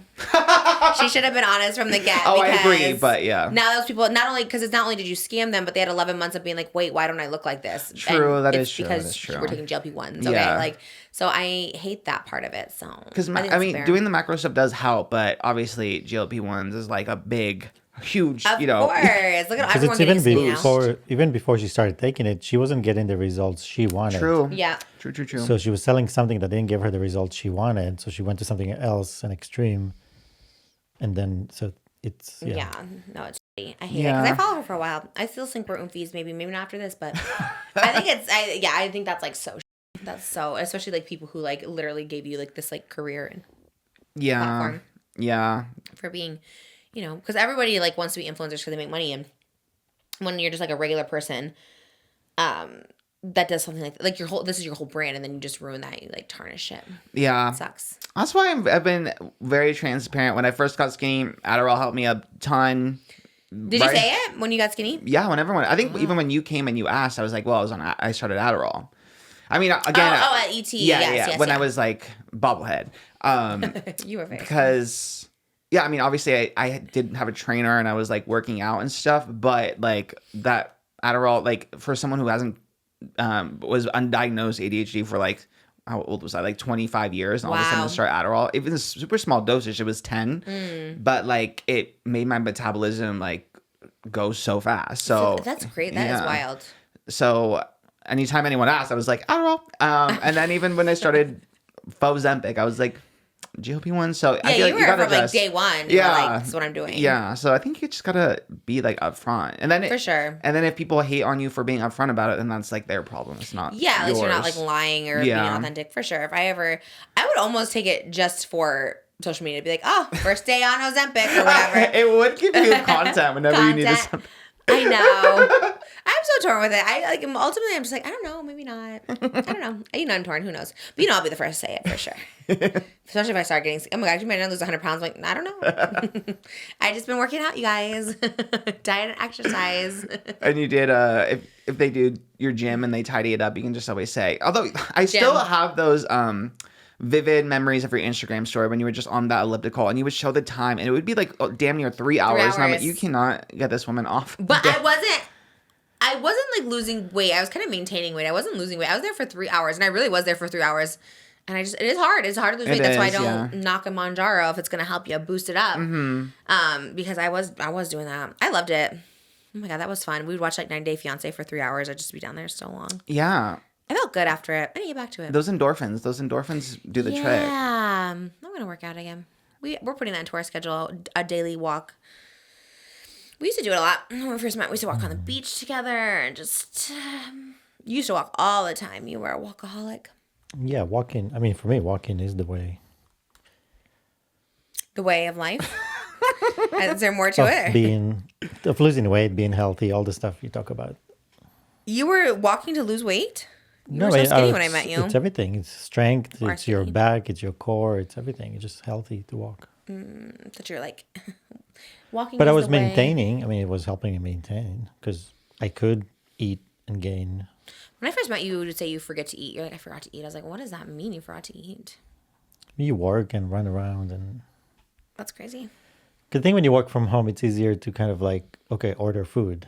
But when you going from place to place and you're like, I don't want to stop over there. I don't want to take an hour now in traffic. So you can very easily get to a point where you're like, oh man, it's 4:00 and am I getting dinner now or am I? So yeah. I can't relate to that. Forget to eat. Well, since you're wearing a Protect the Doll shirt, yes. Did you see the response from John Lithgow, who is in the new Harry Potter series? Ugh. He responded to the backlash that he got for joining the Harry Potter reboot. Is this the boomer? Yes, he is quite old. Is he from like Third Rock from the Sun or something? Or is that someone else? He was in Conclave. What is Conclave? The Pope movie about electing the Pope. So he's old. Yes, he is old. Oh, that's why people kept saying the name for our baby, Conclave. And I was like, movie. Why? Okay, that's why. No, not Conclave. Oh my God. Okay, what did he have to say? I'm scared. Well, there was even like an open letter from like fans of his for asking him to like not take on this role. Who's he playing? I believe he's Dumbledore. Okay. Yeah. And he said, of course it was a big decision because it's probably the last major role I'll play because it's an 8-year commitment. So, and he's old. So how old is he? Let me see his age. Damn. He's like, this is it for me. He doesn't care. He's like, it's 8 years, you guys. That's it. He's 79. So, I mean, yeah. Okay. Yeah. Damn. Okay, so, yeah, he'll be like, what? He'll be 87? Yeah. Oh my gosh. Okay. That's sad. And then 8 years for like what? Oh, was that how long? What? Because it'll be 8 seasons and a season a year. Is it just a remake? It's gonna be a Max or HBO Max, whatever series, instead of a movie. So a series for each book, and I'm assuming, I guess for the last book, 2 seasons. And he said that he received an open letter. It was called an open letter to John Lithgow. Please walk away from Harry Potter. And he was even sent this letter by a very good friend of his who is a mother of a trans child. And his response to it was, why is this a factor at all? I wonder how J.K. Rowling has absorbed it. I suppose at a certain point I'll meet her and I'm curious to talk to her. And he got asked if the backlash made him reconsider the role. And he said, oh, heavens no. So his first question was, why is this a factor? What does that mean? Like, why do people even care that? Oh like, my yeah, God. like why should this like influence the series? Why should the series not happen just because J.K. Rowling is transphobic? I guess very actively currently. Yeah, that's the thing too. It's not even just like transphobia; it's that she's succeeding in like ruining, getting more money to like fund other legislation that could like put trans lives at risk. Yeah, so. Yeah, it's like literally harming people, putting people's lives in danger. So that's probably why people care.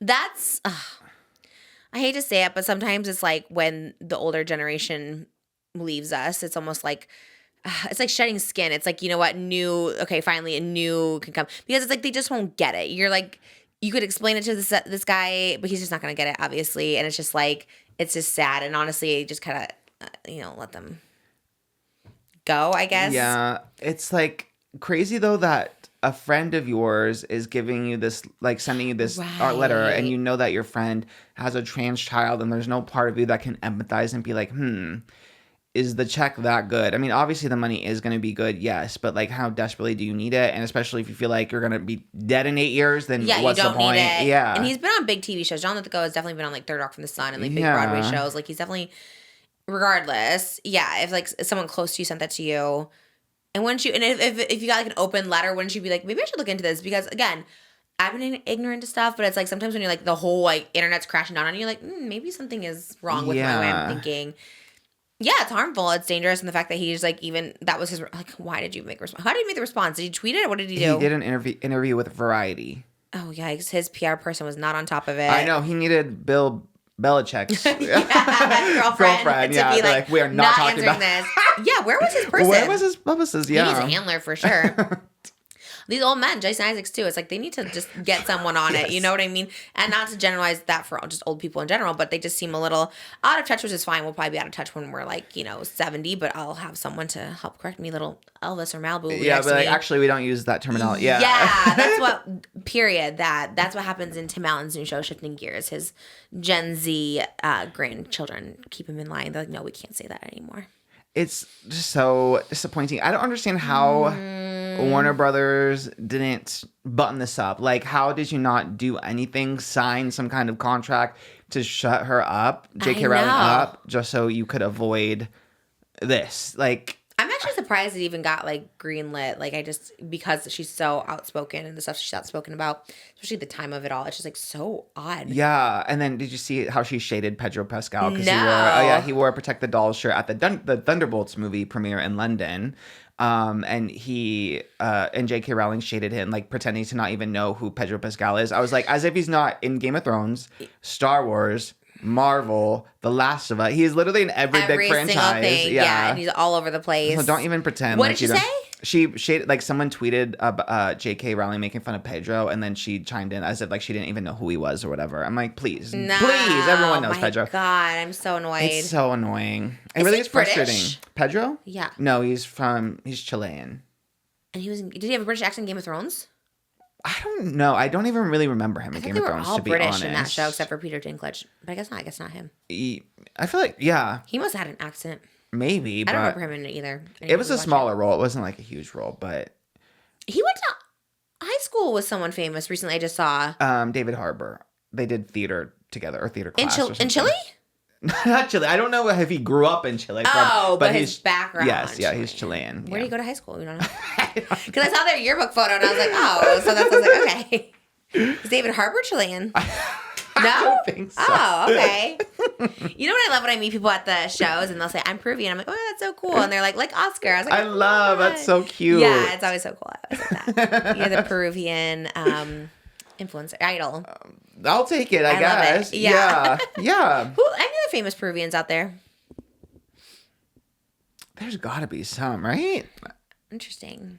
Let me see. I'm actually curious. I feel like there's a lot of famous Cubans, but yeah, none that I you recognize. Just typed in famous Peruvians and nothing came up? And no one immediately recognizable, like name wise. Oh, interesting. That's so interesting. Wow, now I gotta make it big to. You're the Peruvian. Maybe you. I gotta make it for my. You know those sites like my most dad. famous birthdays and stuff. It'll say like the number one top rated celebrity that's Peruvian. You might be that. Have you ever typed your name in there?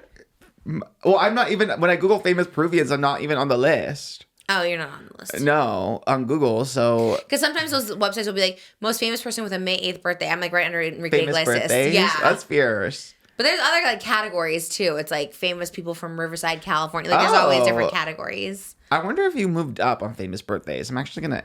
No, I'm definitely number 3. I think it's Enrique Iglesias. You moved up to number 1. Is there like Tekashi 6ix9ine or something? He's number 2. I'm number 1. You moved up to number 1 on famous birthdays. Who's number 3? Dallas Mendoza. Oh, okay. Okay, love that. Enrique's not on the list? I don't see him on here. Maybe he What? really fell, He's but definitely May 8th. I don't see him on here. Oh my God. David Attenborough is number 4. Did he play Dumbledore? He's a host. Oh. A TV show host. Ethan Wacker is number 5. Who's Ethan Wacker? It says he's an actor. Oliver Bierman, he's a race car driver. Io Sky, a wrestler. Desmond Dennis, R&B singer. Stephen Amell, I do know. He's number 9, TV actor. Number 10, Enrique Iglesias, pop singer. He is number 10. He was always He number 1. fell a lot, yeah. You've taken over. Oh my God, number 1 and person born on May 8th. That's big. That's huge news. Wow, I'm so honored. I love it. Shout out famous birthdays. Thank you for making it happen. Shout out for it's May today, so today is May Day, everybody. Happy Yeah. May to all my Taurus May babies out there. Also to the Gemini May babies, because Elvis is one of you. We also applaud you. May's gonna be a good month. I feel it. It's your birthday. Gender reveal, gay music video, birthday party, Mother's Day, tour, Elvis's birthday, Lilo and Stitch. It's gonna be so much fun. Club, Vegas. Yes, Not the club. But I just looked. Pedro Pascal went to middle school in Orange County, California. Oh, Wow. which part of Orange County? I mean, Orange County is pretty small. Well, there's Alamitos High School. What is it? Palamitos? Alamitos. Alamitos. Wow. Okay. I didn't know he was an Orange County Me kid. either. I never thought that. Okay, Cali boy. I love that. Yeah. I love he's like Pedro. you. California boys. Did you see the? Cause you mentioned the gender reveal. Did you see the Lele? How do you say her name? Let me see. Lele Pons Lily Pons. gender No. reveal. No. You did not see that. No, what is it? I'm just trying to get ideas for ours. What did she do? Oh my gosh. So everyone is wearing like raincoats. Oh my gosh. What? Did you see this? No. I'll show she you. slipped. Twice. Oh no. And Lily she's- Pons slipped? Twice pregnant. Wait, what? What is this? What came out? Was that paint? Yeah, because they're all like in raincoats of some kind, you know, like, and then there's liquid. So one side is blue, one side is pink. And Is she okay? Was she celebrating? That's so scary. her partner just ran forward, not even looking back, you know, and she slipped once Why and then did he slipped run again. forward? Yeah, people get excited and they just jump. I mean, that is a crazy gender reveal. That is wild. I've never seen paint. Why did they do that? I mean, that's so sad. I guess she's okay. I'm hoping she's okay. That's She crazy. seems to be okay in the rest of the Oh my God. Like falling when you're pregnant too is just like, ooh, so scary. I guess I don't do like that. the idea and practicality. No, but I think the idea is kind What's of the idea behind it? What are you like, visualizing? oh, you're in raincoat, like you're wearing all white, you have the little coats on, and then you're gonna be covered in the color of whatever to represent whatever gender. I guess that in theory, but yeah, practicality. Then you're slippery, you're sticky, you're like wet. And yeah, like you can't go hug goopy. people, Yeah. hair and makeup. All right. Well, So you don't want to do that on the stage? No, we have other plans for our gender reveal. It's gonna be a big one. I was thinking something small, and then the Greek was like, "Well, actually, we can do this." whoa, I I'm know. excited.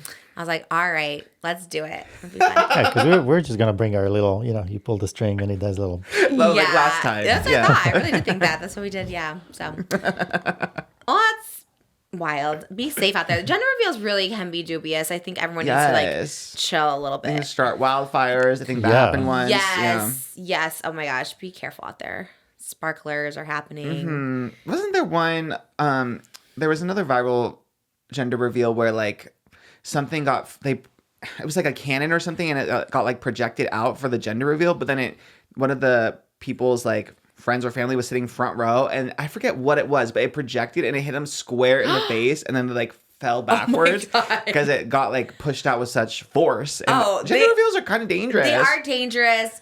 They are a little silly. I mean, we're doing ours. We love a gender reveal because it's exciting, whatever. But it's like they're kind of like silly. Yeah. But it is crazy how invested people are in it. People with They ours are. are just like obsessed with like, what are you having? And I was like, Yeah. that's so funny. People analyze everything because, like, I've seen so many that got criticized where, you know, the partner, like, he ran to his mom or his mom ran to him instead of going to your partner. I or, see that a lot. I you know, see there's when a lot of those. they like, rent their mom. the mother-in-law before- or the mother-in-law tries to steal the show. or they come in to like hug the son. Yeah, it's like it is crazy, but Yeah, I don't know. I mean, they're fun. I guess they're exciting. It is kind of fun to be like, what is it? But I don't know. That's funny though. How do you see that? Just on TikTok? I mean, not funny. It's like sad. Yeah, it was one of my hot topics. I love your Gender list of reveal hot hot topics. topics. I wonder how you're gonna feel about this. Alex Cooper revealed that she once turned down an $8 million brand deal. A what? No, I haven't heard this. What's the context? I know why you missed it. Because it was on Harry Jowsey's podcast. She was on Harry Jowsey's. Oh, it's on her network, right? Yes. Ew. I mean, like, okay. I literally had to block Harry Jowsey on Twitter just because he is doing ads now on X or Twitter for his OF. And he every 5 tweets, it's like something for Jesus and then something for Harry Jowsey. I'm like, okay, Jesus, whatever, I guess. But wait, what do you mean for Jesus? Some random person's like, are you Christian? Like, it's just a random Christian person promoting Christianity. Random, okay. Which I feel like Christianity is like the least needing of advertisements. But and he's promoting it? This random Twitter person, yeah, because now just random people on Twitter can do like promotions, you know? So anyway, so half my ads are Christians, the other half is Harry Jowsey. And it's like these same like 2 photos of Harry Jowsey like lifting his shirt up in like a mirror, and it's like, should I shave? And then like a wink and a link to his I've seen those too. Really? Yes, I've seen those too, because I was like, what is this? Me too. I literally had to block him because I'm like, I cannot see this anymore. I don't give a if you shave or not. I shave don't. What? Your abs? Like, that's what I saw. I'm like, your belly? Like, what are we shaving? So weird. Who gives a... I want to interview someone who is paying for Harry Jowsey's OF because I have questions. I have a lot of questions. Why are you doing that? Do you just have so much money that you're wasting it on Harry Jowsey? Like, please let me know. Well, I guess I could see why. That I could see. I mean, I guess he is, like, attractive. But he doesn't even show anything because my friend Art had the same manager as him for a while. So shows he's nothing. just... No, but he, like, will post in the messages, like, unlock this to see everything. And it's, like, nothing. Yes. I do hate that, too. So, like... The original come scammers. on now. Honestly, worse than a freaking... Where's the everything? Yes.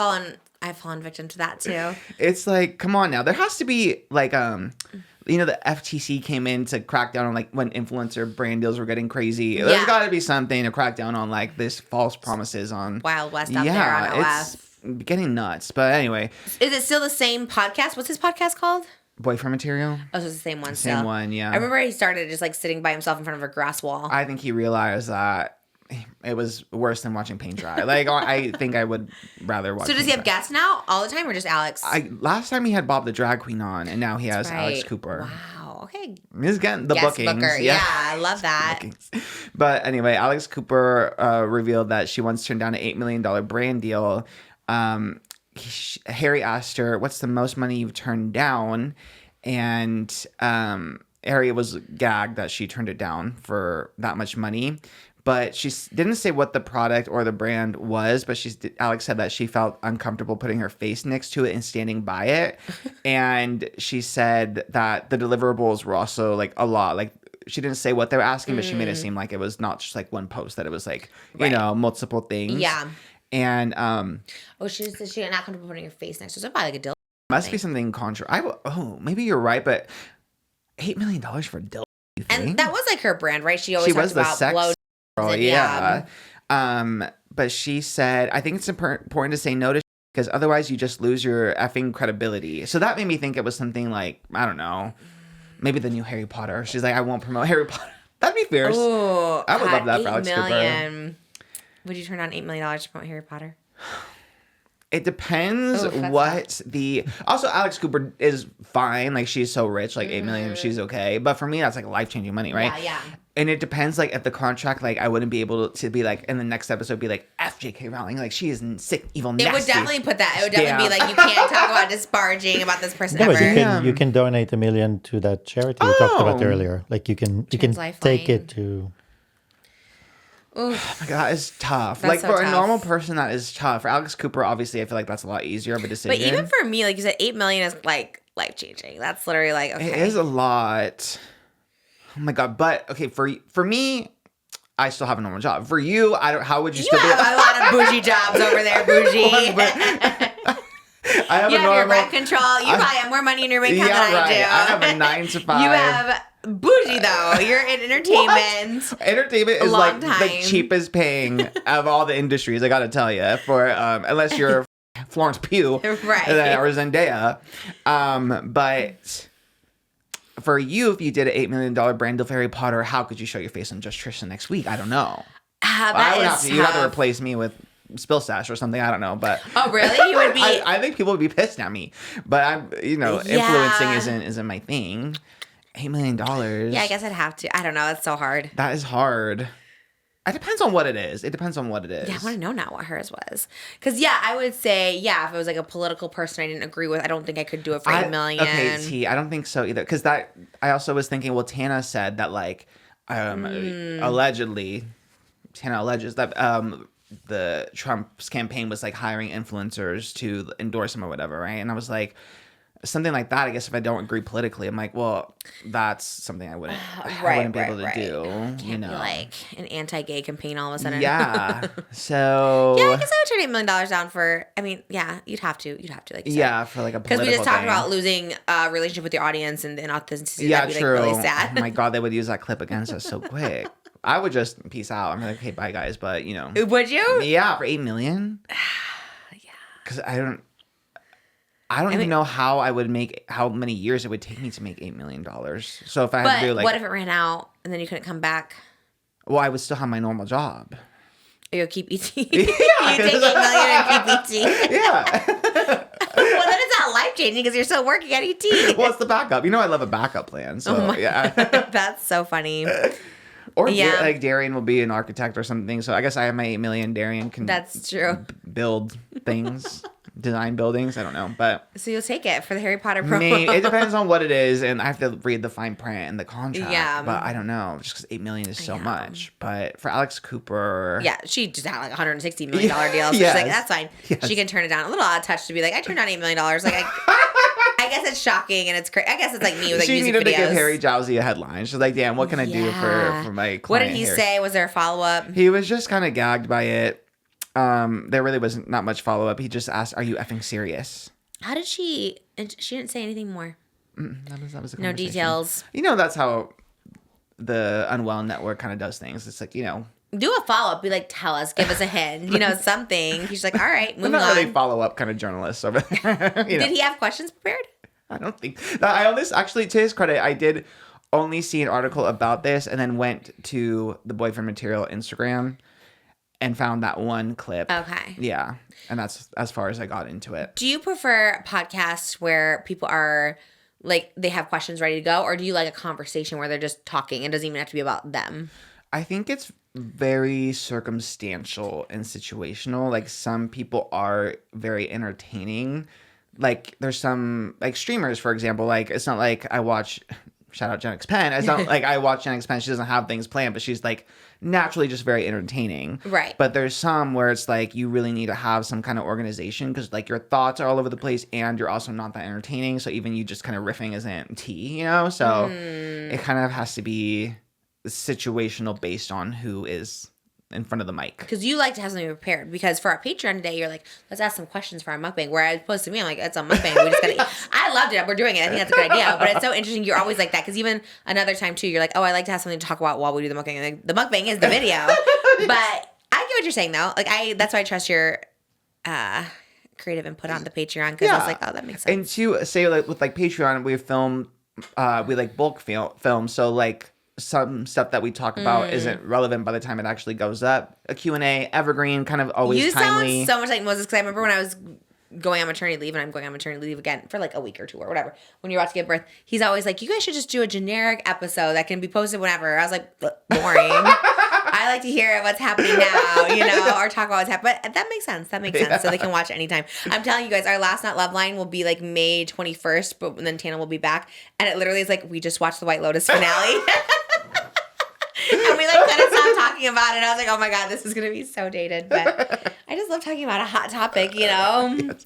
That it does remind me of like your OG YouTube days when you would like, again, you would mukbang and do the car stuff, but you were so like scheduled in advance. I'd be like 3 weeks late talking about. Mine would be like a month. I would have a month of videos ready to go at all times. I was so scared. I don't know what. Like, I was going to be busy.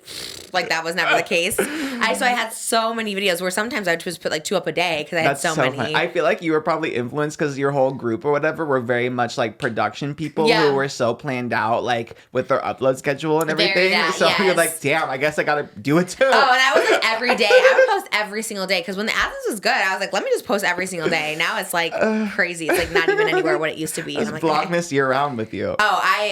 Vlogmas was crazy. I would do 2 a day. I was like obsessed with Vlogmas. I'd have the vlogging channel and the main channel, and I was just posting everywhere on Vlogmas. So funny. So much work.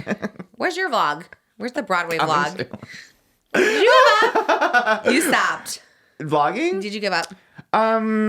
Temporarily, but there's stuff that I have in my brain that I've been filming some Your stuff. brain is crazy. I've been filming some stuff and I have an idea, but yeah, it'll come soon. Did you film when you did the podcast, QTCINDERELLA? No, I was too scared to vlog with them. Although I meant to take like Instagram photos, but then I forgot my freaking influencer camera that I bought to take photos of, and I'm like, damn, because I really wanted a photo with Ted Nivison, but I didn't. I don't know. I was kind of like shook that he was there. So, but we'll have Ted back at some point, you know, for those maternity leave videos. I think You gotta be on it. Oh yeah. Yeah, we'll have vlog. Paige is a vlogger now. Tana's ex Is assistant. Paige vlogging? She was vlogging in Vegas, and I'm so impressed when people vlog because it is a lot. It is a lot. To like think of it, to bring it, to Do it. to do it. Yeah. Because when there's like a flow, but I love it. I love it. If someone wants to vlog, I'm always like, yes, because it's like so old school. It reminds me of just like back in the day. And it's cool because then she posted the vlog of the Vegas show, and it's like cool to watch it back. It's like, oh, that's so cool. But it's a lot of work. So when I see people do it, I applaud it. Yeah, and at least Paige is like doing like interesting stuff. Like I'm not, you know. You went to my Broadway show.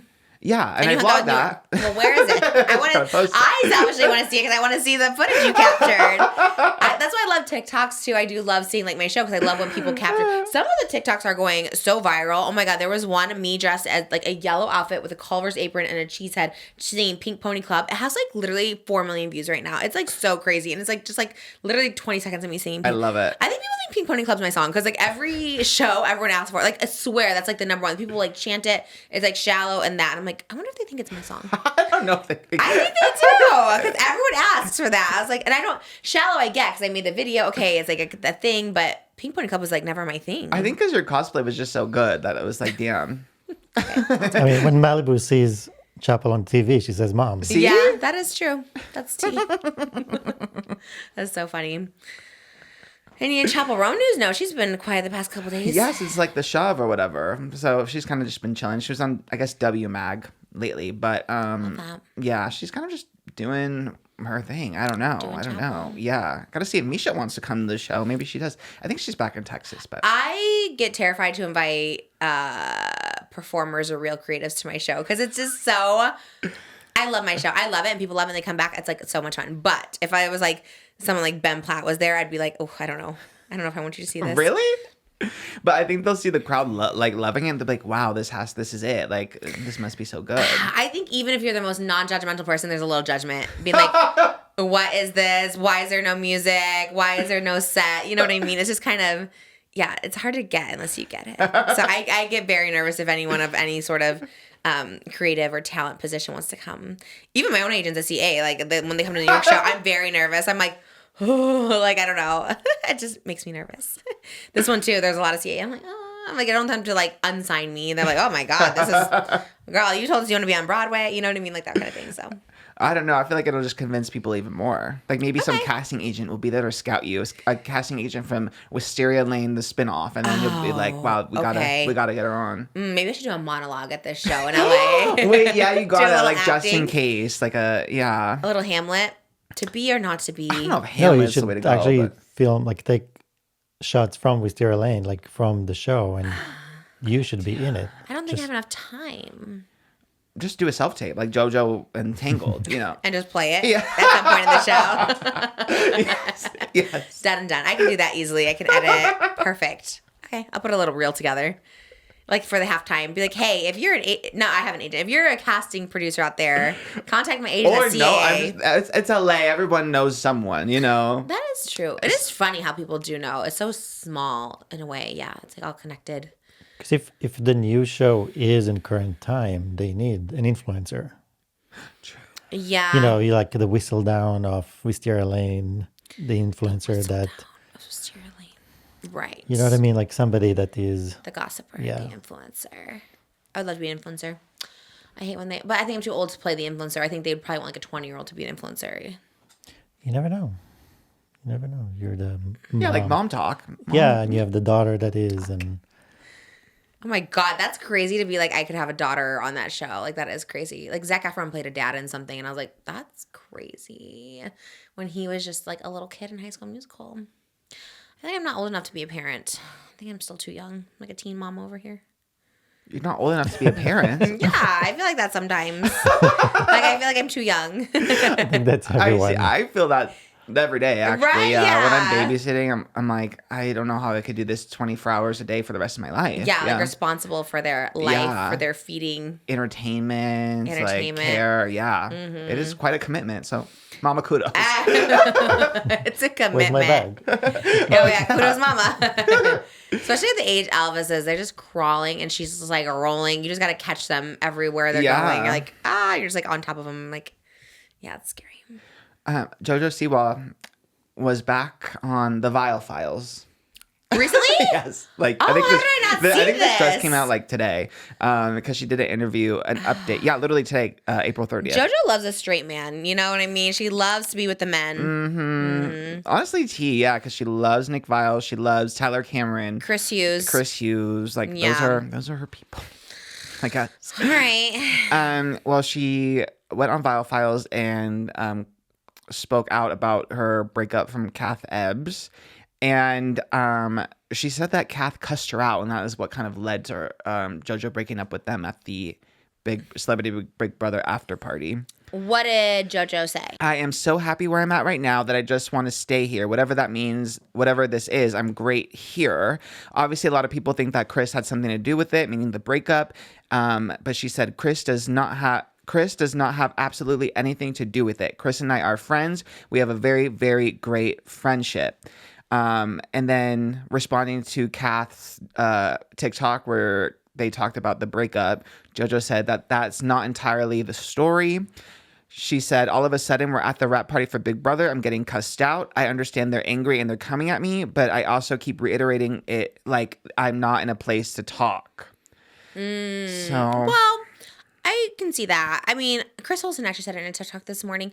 He said, never trust a story that doesn't have like two sides to it. You True. know, I think that probably is the case. I'll backtrack a little what I said last episode is like, I do feel bad for Kath. Like, I mean, that is awful. Like, you are in a relationship. The beginning is like, I love this person so much. And then by the end of it, it's like, yeah, you're kind of getting emotionally cheated on or just, I don't know, made to look a little silly, I suppose. And that is hard and not fair.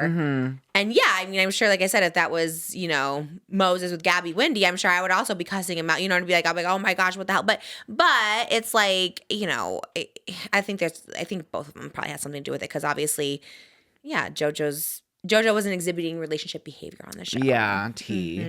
And then JoJo also said that Kath requested that she doesn't discuss their relationship or their breakup, and that, quote, out of respect for another human in the situation, they have asked to not speak about it, for me not to speak about them. I told them, I said, look, that's going to make me seem like I'm an avoidant of the situation, and I am not an avoidant. So she is going to reference it and talk about it. Kath but asked not to be talked about. Kath asked JoJo to not talk about them, and JoJo said, look, I have to talk about it at some point. So That's a tough one, too. That is a tough that one. is, I feel like you kind of have to. Yeah. You can And be respectful, but you kind of have to. Kath was public with her, too. break- So, yeah. in the relationship. So I do feel it's kind of like, well, you enter that public relationship. But Yeah. So there's. But then it's tough. If someone came to me and was like, don't talk about me anymore on the show, like if Shane was like, hey, can you stop talking about me? I mean, I probably would. Even if he's a public figure and doing dubious things, I still would probably like, I guess if it's like really bothering you. I think for JoJo, though, like this is like JoJo is one half of the story, like literally half of the story because it's her relationship.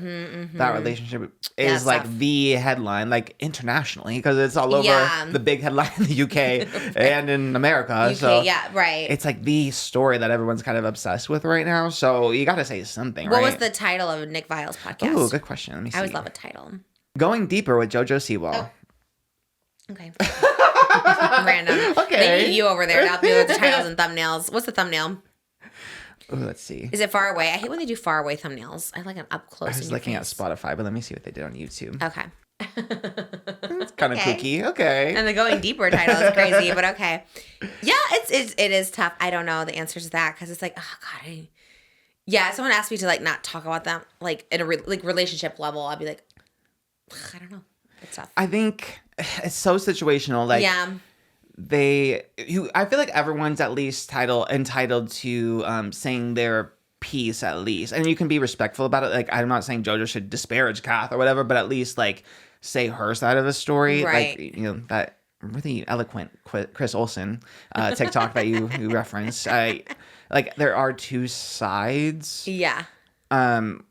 So I think JoJo's at least entitled to be like, you know, well, this is what my side of it. Yeah. But not like, you know, go into detail and like, you know, put Kath on blast or anything. Like just do it respectfully. Like there's a middle ground there maybe. Yeah. I don't know. I don't know how long this is gonna follow JoJo though. Like it is the story right now, but I wonder like what is next? If she gets into another relationship right after, I will be like, come on now. I know. I think at that point we just like let it go and it's on that person. Be like, it's on you because you've seen this all play out. Mm-hmm. And I think she needs like a year of singlehood. Yeah, and self-exploration. Maybe a retreat or something. Ooh, yeah. A White Lotus trip or something. Her on White Lotus would be crazy. That'd be wild. Oh my gosh. She should play herself if she's on Mike White White Lotus. is watching that Tangled friggin' audition and being like, damn. I would hire her instantly, immediately. I would, for real. I thought she was so good. I thought she ate. What do you think, like, someone like him does on a normal day? Like, you have this huge show, so successful, and then, like, what happens after it's over? Like, when you're done? Like, just now. Oh, I'm sure the next one's probably in pre-production, don't you think? You think you just go right away to work? Another one? Maybe. I mean, I feel like sometimes they have, like, a nice, like, a couple months off, like a few months of just like nothing, but then pre-production on the show starts up so early because it is such a long process with like casting, crews, location. They use so many locations, and obviously they have like the 4 seasons, but they use so many other like exterior shots. Why 4 seasons? I guess they just have some kind of deal that was. They do? I believe so. Yeah, that was put in place after the success of the first season.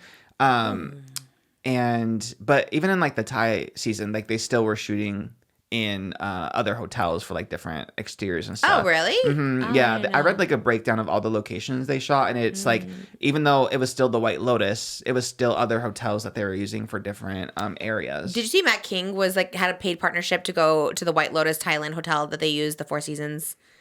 Isn't that crazy? I am leaving. Like the actual hotel where the main pool stuff was, and it was paid partnership, White Lotus, 4 seasons Thailand. Isn't that crazy? Where was this? On TikTok. Hold on. Yeah. Yep. I think he had like 3 or 4 from there. Yeah. In early March, we flew to Thailand with American Express to live out our White Lotus fantasy, and 4 seasons hotels Koh Samui delivered, folks. Oh my God. So crazy. American Express? What the hell? What's happening? Amex ambassador. He turned off comments. Oh. I wonder why. It said the advertiser has turned off comments. Maybe American Express just didn't maybe want they use it as like a sponsored post or something. Yeah. Oh my God. Yeah, that doesn't make sense. They must have put money behind it because it has so many views that they must have like. So weird. I know. It's like so odd. What? Yeah. I'm going to go through, like, who else did they pick for this? It's just so odd because like Matt King has just like never been like an influencer. Like he's just not like popular. You know what I mean? Like it's just such a weird person to pick, but he gets major brand deals. I don't know. The other influencers are Chloe Bailey. I guess she makes more sense to me. Which one is Chloe Bailey? Halle Bailey's sister. Okay. Who's Jake Miller? I don't know who Jake Miller is, but they took him to Miller? a music festival. Interesting. I want to know who is like doing the influencer list at these brands that they should like. Someone that doesn't know anything. I can tell you that much. Always. The people they pick, I'm just like, who is what? They're like, someone just somewhere's like, oh, he's really influential. I'm like, okay, we'll pick him. So weird. It is so random. And also, like, do they need the promotion? Like American Express and what 4 seasons? It's like and what? HBO. And HBO. Like, what? It's so when weird. The show is over? We said March, so maybe it was beginning. They went in March. He posted this the beginning of April. So okay, the so show like was in the midst. He posted this on 4/4. Okay, so I think the show before was the finale, April 8th was the finale because I missed so the it. week before he posted. Yeah. But everyone was already into the White Lotus by then. Yeah, no one needs to watch, to be encouraged to watch the Yeah, finale. and they flew him out in March, so the White Lotus was already Oh. on and already a hit. What? And American Express, like, are you going to go get American Express because Matt King is a partner?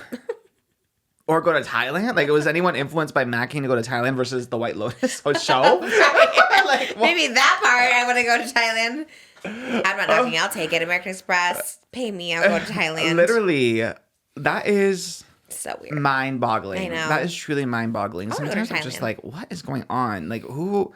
Some people just, I'm saying, brands have too much money sometimes and are just investing in weird things. I don't know. That I'm is like, very what? true. I want to know, like, the rate. I wish he would leak his, like Miss Remy Ashton accidentally did. I would die Just to knowing know. the I rates. would die to know. Maybe I mean, he didn't get paid. Maybe he got $800. Maybe he got $80,000. Who knows? he does have like 500,000 followers on TikTok. That is a good amount. Yeah. Okay. That's better. Yeah. Because when I knew him, he wasn't really like an influencer. He kind of just like hung out with a bunch of people. Supporting character, but that's wild. We love a supporting character. That is wild. I feel like we should do a protest where we stop talking about brand deals just because know. we are Giving more attention. We're giving them more bang for the Right. buck. Like now, people know they can sponsor Remy and they get Just Trish. Not only that they get pretty basic unfiltered, they get a pretty basic. Then they get Just Trish all looped in. Just pretty basic unfiltered over here. That is so true. Dallas is going to keep paying her because they're like, Trisha can't stop talking about it. It'll be a hot topic. We gotta freaking start putting our foot down. You're right. Let's censor brand names. Yes. Jimmy, every time we mention a brand from now on, censor it. Be like, what did they say? Pepsi. Pepsi. I'm trying to get that Pepsi brand deal because like I'm telling you, I love Pepsi over Coke. Like, I prefer Pepsi over Coke. It's so good. It burned my throat the other day and it was so good. That's like the Kardashian when they blurred the McDonald's, I think. Yeah, we're going to start blurring it for sure. Yeah. Our mukbangs, no more. Was there a big one? I feel like there was a big one today. The James Charles one was, I thought, the big one. There really was nothing else, right? Do you have anything else? The confirmation of many of the things we heard about. Oh my God. The Did situation. Moses break this to you or did you see it already when he texted No, it? Moses broke the news to me. We were in a that- group chat at like 7 p.m. Like, was he texting all of us at like, or 6 p.m. or something? And I was like, what is this? Yeah, I was. I watched it. right Yeah, I after mean, you it broke sent it. by Be Better. You know him for a Be while. Better. Oh, that's what it was. Moses was on stairs like, Be Better sent me this. And then I was about to send it to Oscar. And then I realized you sent it in a group chat because we don't really group chat. It's always just like uploaded things. That's uploaded things. That's like our Yes. group chat. There's no like other chat. So then I was like, what is he sending in the group? So yeah, I only had seen certain clips. Did you watch the whole thing? I watched the whole thing. Yeah. Be Better interviewed. Zach Gellers. Zach is a former friend of Evan Johnson. Evan is Kayla Malec's allegedly abusive ex-boyfriend. But Zach Gellers was, I guess, the whistleblower that first posted TikTok calling out James Charles for having a friendship with Evan despite being friends with Kayla. So Zach was the first one to post a series of TikToks with some screenshots and some receipts showing that James alleging, I should say, that James had a friendship with Evan, alleging that James gave Evan advice on how to deal with the fallout from Kayla's allegations, and also flew out, paid for his flight, allegedly flew out Evan Johnson to come stay with him in Encino, California, and Why'd you say it like that? because in the video it's crazy because Yeah. Evan, who is supposed to. Okay, this let me address this one in particular before going back into it. But this was crazy and showed me so much about who Evan is because he's supposed to be like under the radar, not showing Kayla like where he's at because Kayla is friends with James. So if she sees that Evan is at James's house, she's gonna be upset. Mm-hmm. Evan on Snapchat posting at James Charles's house, which is in the backyard, which is all over his TikTok, very identifiable, being like, "Hey, what's good, LA?" And then the next one being like, "I'm gonna be having to post a photo dump because I'm not gonna be able to post." And then he puts the geotag for Encino to show where he's at. I'm like, how are you not? So dumb. He wants her to know. I think he just. I don't Well, know. Everything goes back to Snapchat again, because he was in the creator fund of Snapchat, so he has to post a lot. So that's why he was like posting just backyard. The thing, he was just posting random stuff. But if you know his house, which Kayla knows, people that were there knows, they will recognize he's at James Charles' house. You don't think he did it on purpose? I would do it on purpose all the time when I'd be at someone's house. I'd always try and show like a little like backdrop thing to show where I'm at. Okay, this is the I don't gag. think he was trying to tell make me. her jealous. No, so because- it's not that situation. It's The gag more- is Hugh. So why this is obviously extra terrible. So James, or allegedly terrible, whatever. James was friends with Kayla, really good friends with Kayla. James had also wanted to do like a campaign for his new blush that was coming out in February, like a Valentine's Day themed photo shoot with Kayla and James. And so that was like already kind of scheduled. But then in February, Kayla broke up with Evan and she told James on the phone and allegedly explained to James the situation that was going on with Evan about him being abusive towards her. And allegedly James's reply was, "Oh, does that mean I can have him now?" And Kayla thought that was a joke. But then she picked up that Evan was at James's house. And when she saw that stuff on Snapchat, obviously Zach and Kayla have receipt, like they printed out the snap so that they knew right away that this was messed up. And Kayla even called James allegedly and was like, "Hey, is Evan with you?" And James said, "No, he's not with me," despite him Even though he's allegedly snapping, being there. So he like already lied basically because we saw on the Snapchat that he was obviously with James. yeah. So That sucks. That really sucks. it sucks because if It's like your friend and you like see the evidence, you're like, okay, don't gaslight me. I like see it on Snapchat. yeah, and to be like lying about it and stuff too, it's like, okay, what? So again, that was in February. So for context, Kayla came out at the beginning of April with like her videos that really showed like all the horrible stuff that Evan allegedly did to her, but the evidence is very damning. Like it is so graphic and so triggering, and the injuries that she sustained were insane. So the evidence itself obviously is kind of irrefutable. But in February, it was kind of just like there was speculation. She had obviously talked to James about it, but she was on TikTok Live kind of alluding to what happened. So the public already kind of had a sense that he did something terrible to her. So the fact that like Kayla's viewers and followers already could pick up on that, but James was still with Evan and hanging out with him and giving him advice, very, very dubious.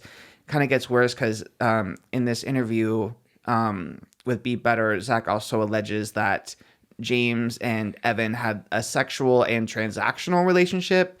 Zach alleges that there are videos that he was shown of James and Evan having sex as well. What? And Who's Zach in relation to them? so Zach was friends with Evan. They lived in the same town in Tennessee. Okay. So they were friends. Does he know James? He does not. He only knew He James. didn't know. Yeah, he didn't know from- James or Kayla. He Yes. didn't know any of them. He was just his friend. So everything that he heard was his side for a long time. Yes. Until he heard Kayla's story, and when he realized what happened, he basically said, "I'll support her in every way I can." Yeah. He totally like flipped and was like, no. And then he ended up working with Kayla to kind of like, you know, put the pieces and the screenshots and stuff together. Wow. Yeah. So Zach does allege that he saw like these videos because he was friends with Evan. And at first he thought it was kind of funny, like, oh, look what James Charles sent me. But then he ended up saying something along the lines of him to like, hey, money is money. So implying that there was some kind of transactional. So he's close with Evan and does not know James. No, not So- personally. Obviously, he knew of James Charles. So that makes sense that the Evan guy would be saying this stuff to him because they're close friends. And there was times where allegedly that Evan would be like replying to James on like on Instagram. He said it was all through like Instagram messages, not Snap this time. So he was like in the room, like seeing when Evan was opening up, you know, photos or videos, and it was very much like a sexual relationship. Oh my god. So, yeah, and again, at this point, James had allegedly been made aware by Kayla of what Evan was capable of or what Evan was doing. And once Zach first came out on TikTok about this was Coachella weekend 1. So it was, you know, in April.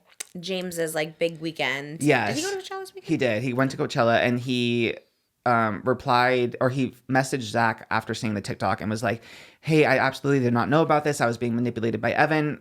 They show the screenshots too. Well, Jimmy can put it in here. I'll screenshot the screenshot.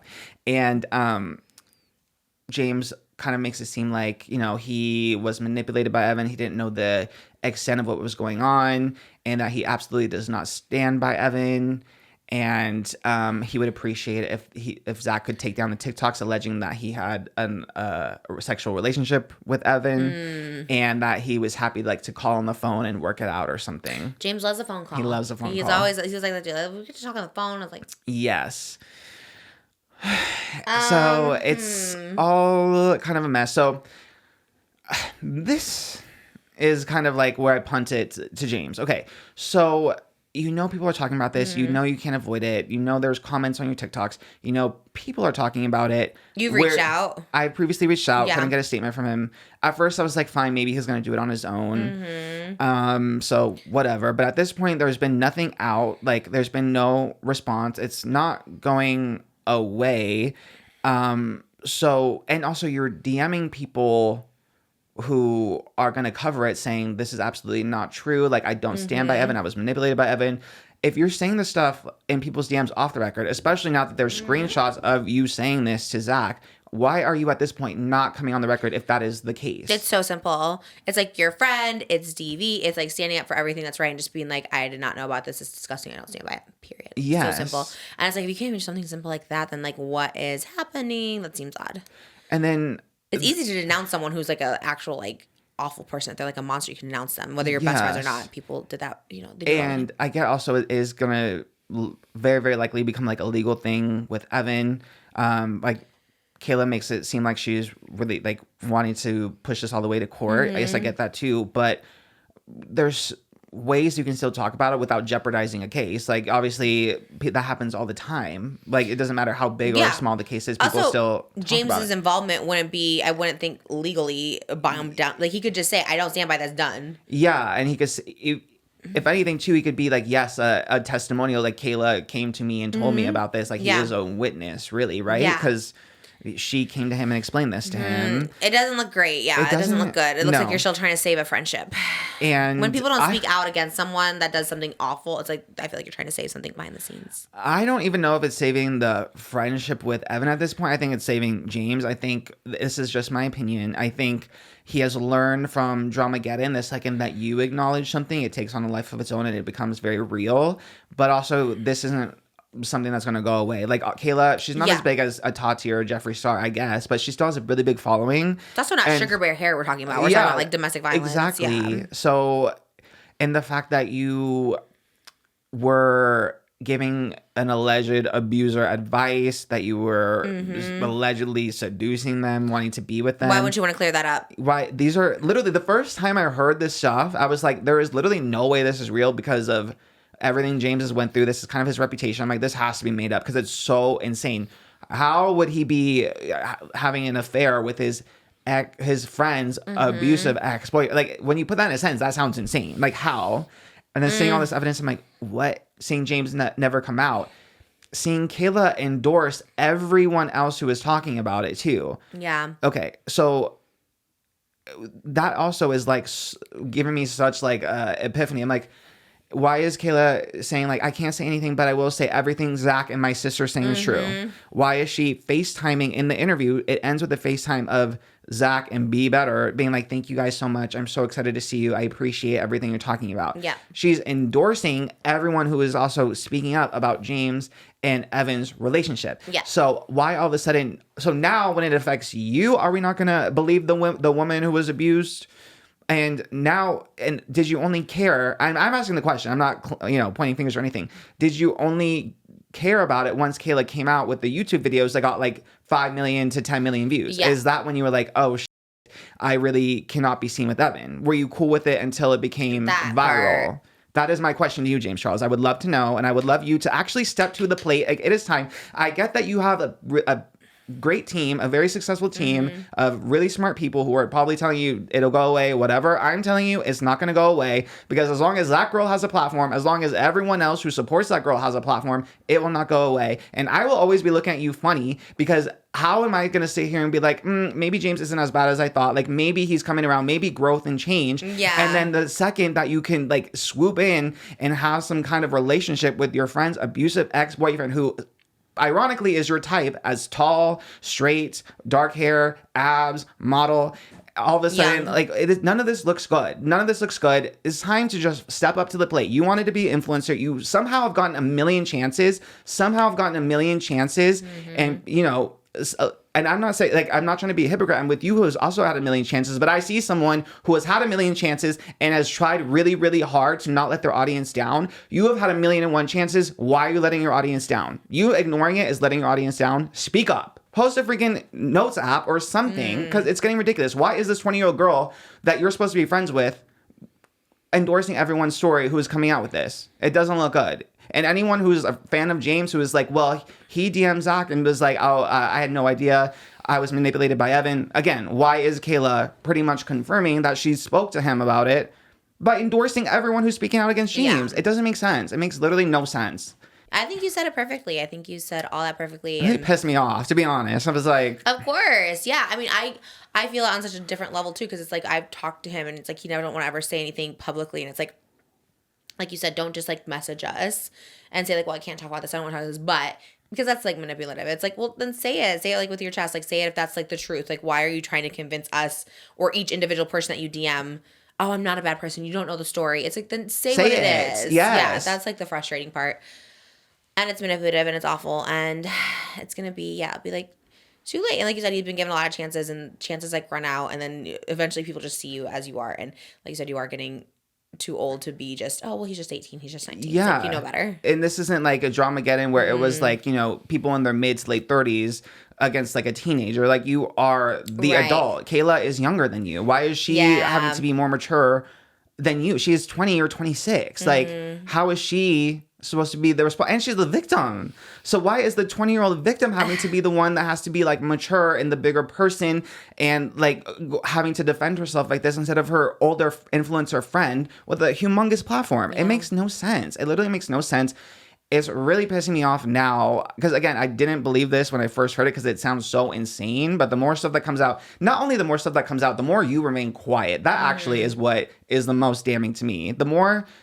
again, you have nothing to lose because there's literally a screenshot of your DMs explaining your side of the situation that Zach has and Be Better have now posted. You have literally nothing to lose, but you remaining silent says so much, honestly. It says that. It says so much. So silence speaks volumes, as they say. I have no, like, I don't know. To me, I'm like, I don't really have benefit of the doubt anymore. Like, it's kind of gone for me, my opinion. And yeah, like you said, it's like you can't just keep giving benefit of the doubt and be like, maybe this means it's like, okay, at this point, you know. Especially, like I said, Kayla being the one to, you know, why is Kayla thanking me for speaking out? If she had a problem with, if something I said was infactual the last time we talked about it, is something that Zach or Be Better covered was incorrect, she would be the one, you know. So, like, of course, out of everyone's side, I'm not going to take James Charles' side. I'm going to take Kayla's side. Absolutely not. So, come on now. And that's on period. So, all right. Well, we'll see. Maybe... let's hope by the time this is out, James has made a statement. Outdated. Here's hoping. Well, yeah, hopefully for him, but it's not. We know James. We know his pattern of behavior. I know, and I would love to be proven wrong. Like, this isn't me. Like, I would love to be made a fool because that means that someone isn't terrible. You know what I mean? And I am very open to changing my opinion based on information that is presented, you know? But right now, all the information presented is not good for James. So, like, that is why my opinion is so anti-James right now. But it would easily change if there was anything presented otherwise. Yeah. But there has been nothing. So it's so easily fixed, and yet there is no solution from James. So, all right. Well, you are very informed on this subject. I like hearing about it. Shout out to Moses because he's the one that sent it.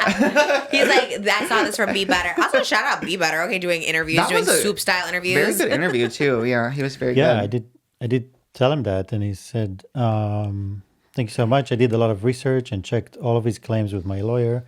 Everything he said is true. I even have receipts I didn't include to protect James' privacy. Wow. Da, da, da, da. And just don't want to include stuff that. But he's happy to share anything, and they're really just trying to help Kayla at this point. Yep, that's amazing. That's amazing. Especially a young girl. No one really comes to the defense of. So it's nice to see there's people online helping her.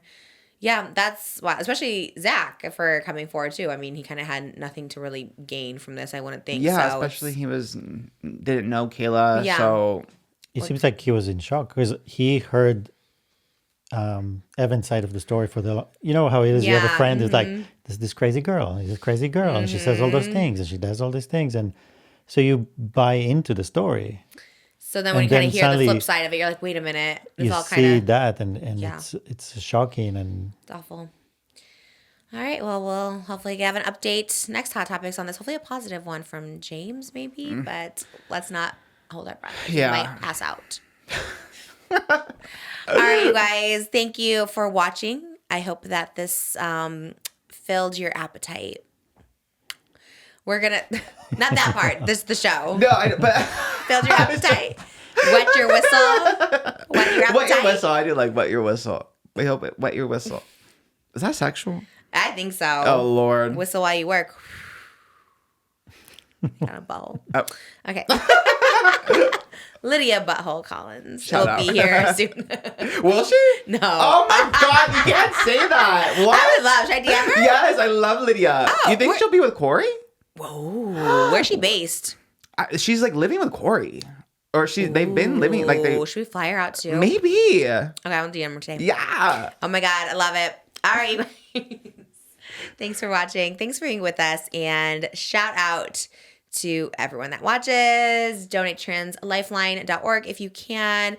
There'll be numbers below if you are or know someone in a DV situation. And we love you guys. Have a great weekend. And we'll see you next week. Bye.